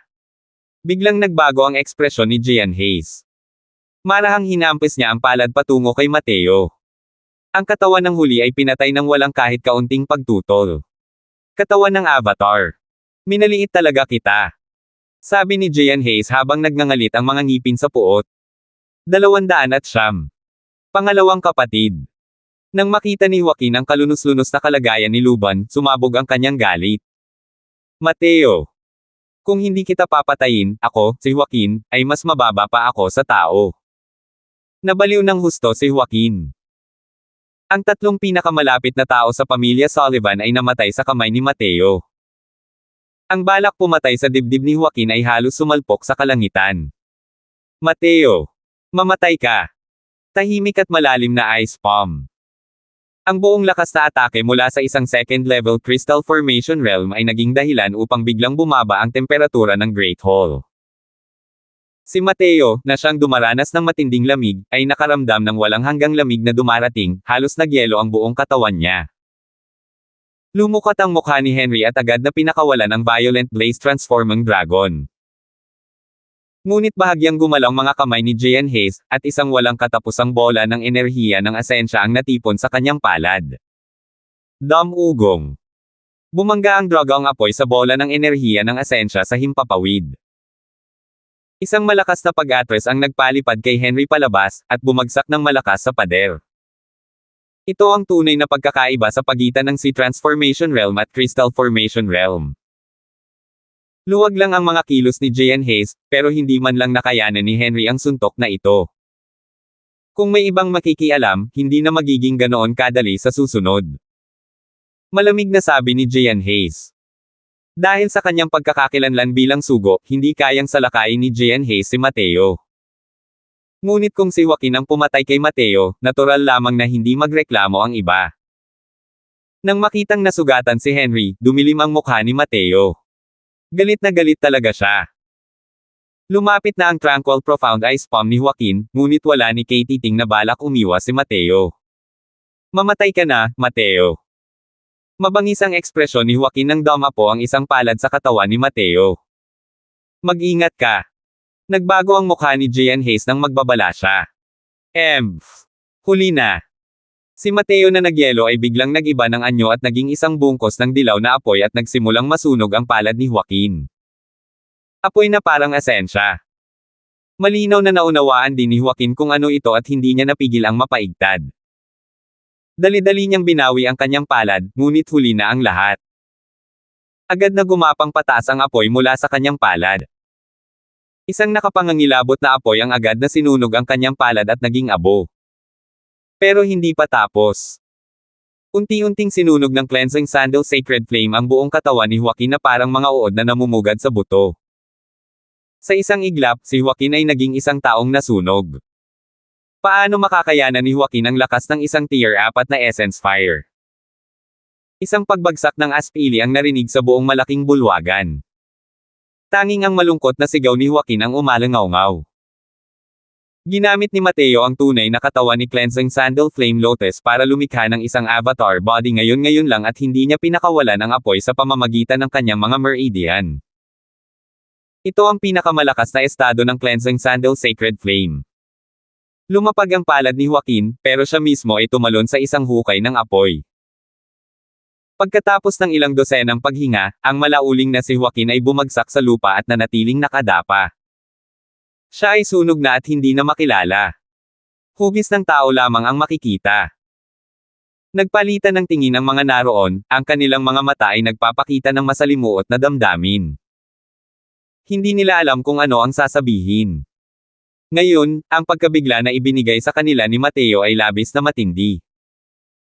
Halos mag-isa niyang binaligtad ang pamilya Sullivan. At siya ay isa lamang second-level spirit condensation realm. Ano yun kanina? Si Joaquin ay nasa second-level crystal formation realm. Bigla na lang siyang nawala. Nakakatakot. Essence fire yun. At sa tsura niya, kahit tier 3 essence fire yun. Hindi. Posible pang mas mataas pa. Pero si Mateo ay nasa second level spirit condensation realm pa lang. Paano niya napigilan ang isang napakataas na ranggong essence fire? Buwisit ka ba? Masusukat ba ang performance ni Mateo gamit ang sentido komon? Nakita mo na ba ang isang second level spirit condensation realm na nakapatay ng isang half-step crystal formation realm? Nakita mo na ba ang emperador na nagbigay ng ganito kaseryosong paggalang sa isang binata? Nakita mo na ba ang sino mang kayang pumatay sa harap ng isang powerhouse ng Sea Transformation Realm? Maraming tao ang mahinahong nag-uusap tungkol kay Mateo. Bago sila dumating sa Pilgrading Assembly na ito, marami na silang naisip na posibilidad, pero hindi nila inakalang ganito pala ang sitwasyon. Ang sitwasyon sa harap nila ay tuluyan nang nawala sa kontrol. Wala nang sino man ang makakakontrol sa kasalukuyang sitwasyon. Malamang, kahit ang makapangyarihang si Transformation Realm na iyon ay hindi rin ito makontrol. Dahil tapos na ang pamilya Sullivan. Cleansing Sandal Flame Lotus. Cleansing Sandal Sacred Flame. Ikaw. Ang swerte mo talaga. Tinitigan ni Gian Hayes si Mateo nang may matamlay na tingin. Hindi niya lubos maintindihan ang nararamdaman niya kahit sandali. Gayunpaman, ang mga matang tinitigan niya si Mateo ay mabilis na napalitan ng pagkamangha at kasakiman. Cleansing Sandal Sacred Flame. Isa itong tier 4 na essence fire. Kung nakuha niya ito, marahil ay may pag-asa pa siyang makaakyat sa Alchemy King Realm sa buhay na ito. Pero isa lamang itong kaisipan. Hindi niya pinanggahasan na patayin si Mateo sa harap ng naparaming tao. Malaki ang kahalagahan ng sekta sa mga disipulong nakalagpas sa Nine Heavens Road. Kung hindi rin nila direktang maipapamana ang katayuan bilang pangunahing disipulo. Bagamat hindi pa pumapasok sa sekta si Mateo sa kasalukuyan. Ngunit sa katotohanan, nakarehistro na siya sa sekta. Ang mga patakaran ng Tranquil Cloud Sect ay walang internesi na pinapayagan sa pagitan ng mga kapwa-miyembro. Ito ay isang mahigpit na patakaran. Siya, isang elder, ay walang awtoridad na parusahan ng palihim ang mga disipulo. Pero hindi sinagot ni Mateo ang tanong ni Gian Hayes. Sa halip, malamig niyang sinabi, Gian Hayes. Napakagaling mo. Naitala ko na ang kaso ng pananakit sa aking ama ngayon. Hindi alam kung bakit, nang marinig ang banta ni Mateo at makita ang napakalamig niyang titig, hindi napigilan ni Gian Hayes ang sarili na manginig. Hindi kaya, natatakot ako. Anong klaseng biro ito? Ang kabilang panig ay isang maliit na bastardo lamang ng second-level spirit condensation realm. Nalito si Gian Hayes sa sarili niyang reaksyon. Marahil para sa ibang tao, ang banta ni Mateo kay Gian Hayes ay tila napakaputla at nakakatawa, ngunit para kay Oliver ay medyo pamilyar ang eksenang ito. Noong muntik nang mapatay si Mateo sa palihim na pag-atake ni Luban, gumamit din siya ng ganitong uri ng nakakatawa na mga salita para takutin siya. Malamang, kahit si Luban ay hindi akalain na kaya pala ni Mateo na mapagtanto ang tila nakakatawa na mga nagbabantang salita ng ganoon kabilis. Pakiramdam ni Oliver, ang pag-atake ni Gian Hayes kay Henry ngayon ang pinakakalokohang nagawa niya sa buong buhay niya. Pumunta si Mateo sa tabi ni Henry at tinulungan si Henry na siyasatin ang katawan nito. Hindi mapigil ang kumunat ang kanyang mga noo. Hindi magaan ang mga pinsala ni Henry. Malinaw na hindi napigilan ang suntok ni Gian Hayes kanina. Pinatindi nito ang balak na pumatay sa puso ni Mateo. Pero alam ni Mateo na imposibleng patayin si Gian Hayes ngayon.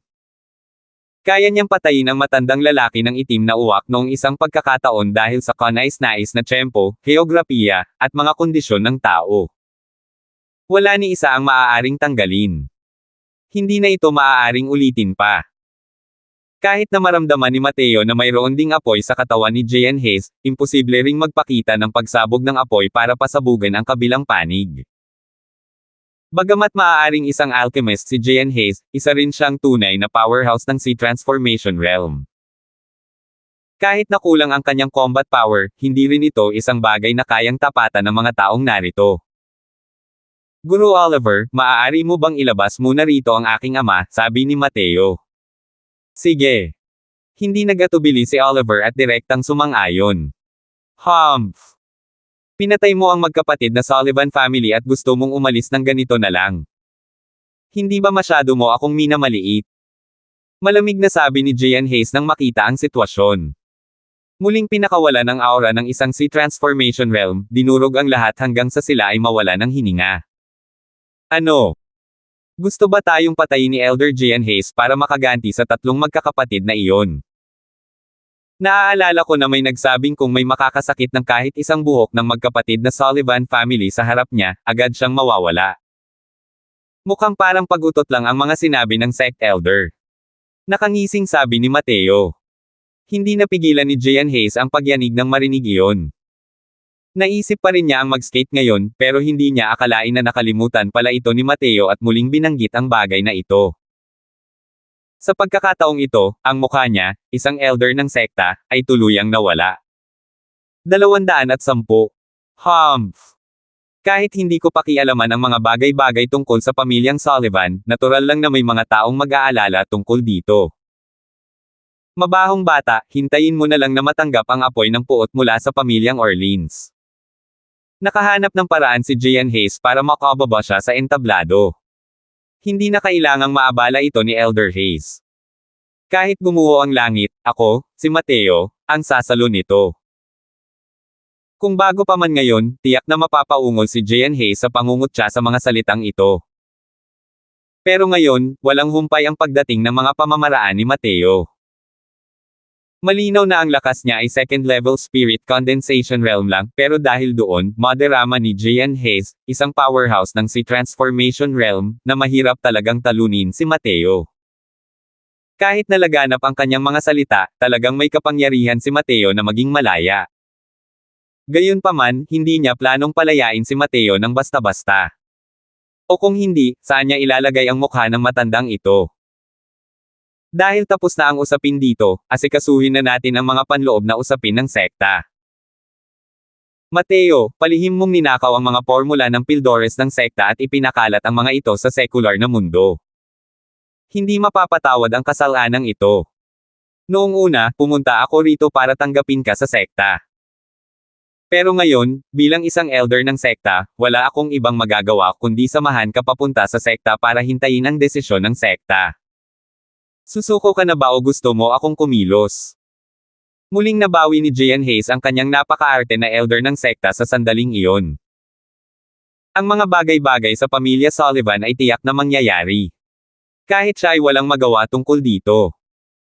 Pero kung hahayaan niyang makapasok si Mateo sa sekta, isinasantabi ang ibang mga bagay, hindi siya makakapagbigay ng pananagutan sa panig ni Miggy. Sa pamamagitan lamang ng pagpapasok ni Mateo sa sekta siya mas gaganda sa panlabas na anyo. Nang marinig ang mga salita ni Gian Hayes, biglang bumaba ang temperatura sa malaking bulwagan. Naunawaan ng lahat na si Gian Hayes ang pumatay sa manok para bigyan ng babala ang mga unggoy. Sa isang banda, sinasaktan niya ang pamilyang imperial. Sa kabilang banda, binugbog niya si Mateo. 2 ibon ang pinapatay gamit ang isang bato. Bukod pa rito, kung papasok siya sa sekta dala ang kasong kriminal na ito, malamang na mahihirapan si Mateo na umatras ng walang pinsala. Nang marinig iyon ni Mateo, bigla siyang ngumiti at sinabing, kung gayon, kailangan kong humingi ng payo mula sa mga matatalinong galaw ni Elder Hayes. Umalis muna kayong lahat sa lugar na ito. Kapag gumawa na ng galaw si Elder Hayes, malamang na walang mabuhay na nilalang. Kamahalan, ibibigay ko sa inyo si Dominic at ang kanyang anak. Huwag ninyo akong biguan. Naantig ang mga tao nang marinig nila ito. Ito ay dahil ayaw ni Mateo na saktan ang mga inosente. Ang lakas ng pag-atake ng isang Sea Transformation Realm ay pambihira. Ang laban kay Henry ngayon lang ay maituturing ng pagpapakita ng awa. Kahit na napakalaki ng ipinakitang kahanga-hanga ni Mateo, alam nilang lahat na may mga elemento ng pagkakaroon ng kalamangan sa pamamagitan ng panlilinlang. Dahil tunay na nahaharap sa isang makapangyarihang Sea Transformation Realm tulad ni Gian Hayes, imposibleng maging katapat niya si Mateo. Mateo. Pinahanga ni Henry si Mateo at natural lang na ayaw niyang umalis mag-isa. Ngumiti si Mateo kay ama at sinabing, huwag kang mag-alala, hindi niya ako pangahasang patayin. Kung hindi ko siya matatalo, kahit kaunti lang, kaunting paghihirap lang ang kailangan. Umalis ka muna rito, ama, alam ko ang ginagawa ko. Nang makita ang matatag na mga mata ni Mateo, tumango si Henry at sinabing, mag-ingat ka. Umalis ang mga tao sa Black Star Manor. Ang dating punong-punong bulwagan ay sina Mateo at Gian Hayes na lamang ang natira sa kasalukuyan. Hindi pinigilan ni Gian Hayes ang iba sa pag-alis at hindi rin niya inabala ang buhay o kamatayan ni Dominic. Gusto lang niyang gumapang palabas si Mateo mula rito. Gamitin mo rin ang Cleansing Sandal Sacred Flame. Kung tama ang hula ko, dapat ay naubos na lahat ang mga trump card mo, di ba? Anong paraan ang plano mong gamitin para harapin ako? Walang pakialam na sabi ni Gian Hayes. Sok! Hindi ba't pakiramdam mo ay napaka-immature mo pa para pilitin akong ganito? O natakot ba si Elder Hayes? Sabi ni Mateo nang may malamig na ngiti. Nakakatuwa naman. Sa tingin mo ba matatakot sa iyo ang isang Sea Transformation Realm, isang martial artist ng Spirit Condensation Realm? Bagamat mariin niya itong itinanggi, hindi alam kung bakit, nakaramdam si Gian Hayes ng galit dahil nababasa ang kanyang mga iniisip. Walang katapusan ang mga pamamaraan ni Mateo. Kahit sabihin kasing tatag ni Gian Hayes ang bunduktay, hindi siya lubos na naniwala. Tutal, ang Tier 4 na Essence Fire ay isang eksistensya na sapat na para takutin siya. Haha, tama na ang kalokohan. Sige na nga. Pagkatapos, hindi na hinintay ni Mateo na umatake si Gian Hayes. Lumabas na siya mula sa sarili niyang katawan. Isang Mateo ang naging 2 Mateo ng ganito lang. Hindi sinasadyang lumiit ang mga pupil ni Gian Hayes nang makita niya ito. Akala pa rin niya ay maglalaro si Mateo ng taguan kasama niya gamit ang avatar body. Sino ang mag-aakala na ipapakita talaga ni Mateo ang avatar body niya ng ganito kahayag? Ano kaya ang plano niyang gawin? Hindi nang ahas na mag-antala si Gian Hayes. Pinagsalikop niya ang kanyang mga kamay at nagsimulang magtipon ng enerhiya. Ang alas sa butas para sa mga martial artist ng Sea Transformation Realm. Sa sandaling iyon, gumalaw ang avatar body ni Mateo. Hindi siya tatayo roon ng walang hiya at papanoorin si Gian Hayes na magtipon ng enerhiya ng asensya. Kung hahayaan niyang magtipon ng enerhiya ng asensya ang isang Sea Transformation Realm, ano ang kailangan niyang ipaglaban? Isang beses lang napatay ang kinalabasan. Naunawaan ng husto ang tiyempo ng paggalaw ng katawan ng avatar. Nagkataon lang na nag-ambala nito ang ritmo ng pagtitipon ni Gian Hayes ng enerhiya ng asensya. Dumating si Mateo sa harap ni Gian Hayes. Hindi nang ahas na magpaliban si Gian Hayes. Isang Essence Energy Ball ang pinaputok. Boom! Sumabog sa ere ang Essence Energy Ball kasama si Mateo na nagdulot ng isang bungkos ng apoy. Sa sandaling ito, biglang nagbago ng malaki ang ekspresyon ng mukha ni Gian Hayes. Ulan na kulay lilang talulot. Bilang isang powerhouse ng C-Transformation Realm, ang kanyang sensitibidad sa Essence Energy ay higit pa sa kayang ikumpara sa Crystal Formation Realms. Ang lilang talulot na ulan na ito ay talagang pinagsama-sama at nabuo mula sa enerhiya ng langit at lupa. Paano ito naging posible? Si Mateo ay nasa second level Spirit Condensation Realm pa lamang. Kaya niya talagang gamitin ang enerhiya ng langit at lupa. Si Gian Hayes ay isang alchemist sa huli. Wala talaga siyang kakayahan sa pakikipaglaban. Sa oras na ito, nagkaroon talaga siya ng oras para tumayo roon ng tulala. Isang matinding panganib ang bumalot sa kanya. Tumindig ang balahibo ni Gian Hayes. Malamang na napakalakas ng galaw na ito ni Mateo. Magulong marahas na alon. Nagmadaling inikot ni Gian Hayes ang kanyang kapangyarihan at nagsimulang mag-ipon muli ng enerhiya ng asensya. Sa pagkakataong ito lang, wala siyang sapat na oras para maipon ito. Gayunpaman, sobra pa sa sapat ang lakas nito para magamit ang gantong dami ng enerhiya ng asensya para harapin ang isang martial artist sa second level Spirit Condensation Realm. Itinulak ni Gian Hayes ang dalawang palad. Ang enerhiya ng asensya ay talagang umaagos patungo kay Mateo na parang isang marahas at magulong alon. Asher Deeper Floating Zero Sword Art, pangalawang tindig, 1,000 umaagos na talulot. Humiyaw ng mahina si Mateo. Sumayaw ang dulo ng espada, at ang walang hanggang lumilipad na mga talulot ay talagang sumalakay kay Gian Hayes. Naglalakihang alon ang humahampas na may Maringal na aura, na humahampas na parang malakas na alon. Mga nalalaglag na talulot ay walang ingay na inaanod kung saan malayo ang pinagmumulan at mahaba ang batis. Ang hindi mabilang na mga nalalaglag na talulot na iyon ay parang mga gamo-gamong lumilipad patungo sa nagliliyab na apoy, patuloy na binabawasan ang aura ng magulong mararahas na alon na iyon. Sa wakas, ang hindi mabilang na mga nahuhulog na talulot ay sumuntok sa isang puwang sa napakalaking alon at humampas patungo kay Gian Hayes. Bagamat ang Essence Energy C ay lubhang nabawasan dahil sa mga nalalaglag na talulot, mayroon pa rin itong napakalaking kapangyarihan sa pag-atake habang sumusulong ito patungo kay Mateo. Parehong partido ang nakatanggap ng atake ng sabay. Boom! Napatalsik palabas si Mateo, direktang tumama sa pader at lumipad palabas. Hindi rin mas maganda si Gian Hayes. Ang mga nalalaglag na talulot na iyon ay parang mga talim ng kutsilyo, bumabalot sa buong katawan niya at hinihiwa siya. Ang mga damit ni Gian Hayes ay ginutay-gutay at naging hindi mabilang na mga laso, ang kanyang laman ay parang malabo. Gayunpaman, ang proteksyon ng enerhiya ng asensya ng isang C-Transformation Realm ay mas makapangyarihan. Ang mga sugat sa katawan ni Gian Hayes ay tila nakakatakot, ngunit sa totoo lang ay hindi ito ganoon kalala. Sa halip, si Mateo ang nawala ng malay matapos mabangga sa labas. Gayunpaman, isa itong walang kapantay na kahihiyan para kay Gian Hayes. Isang harapang sagupaan sa pagitan ng isang martial artist sa C-Transformation Realm at isang martial artist sa second level Spirit Condensation Realm, at siya ay talagang nasugatan ng husto. Mateo! Papatayin kita! Nababaliw na si Gian Hayes sa galit.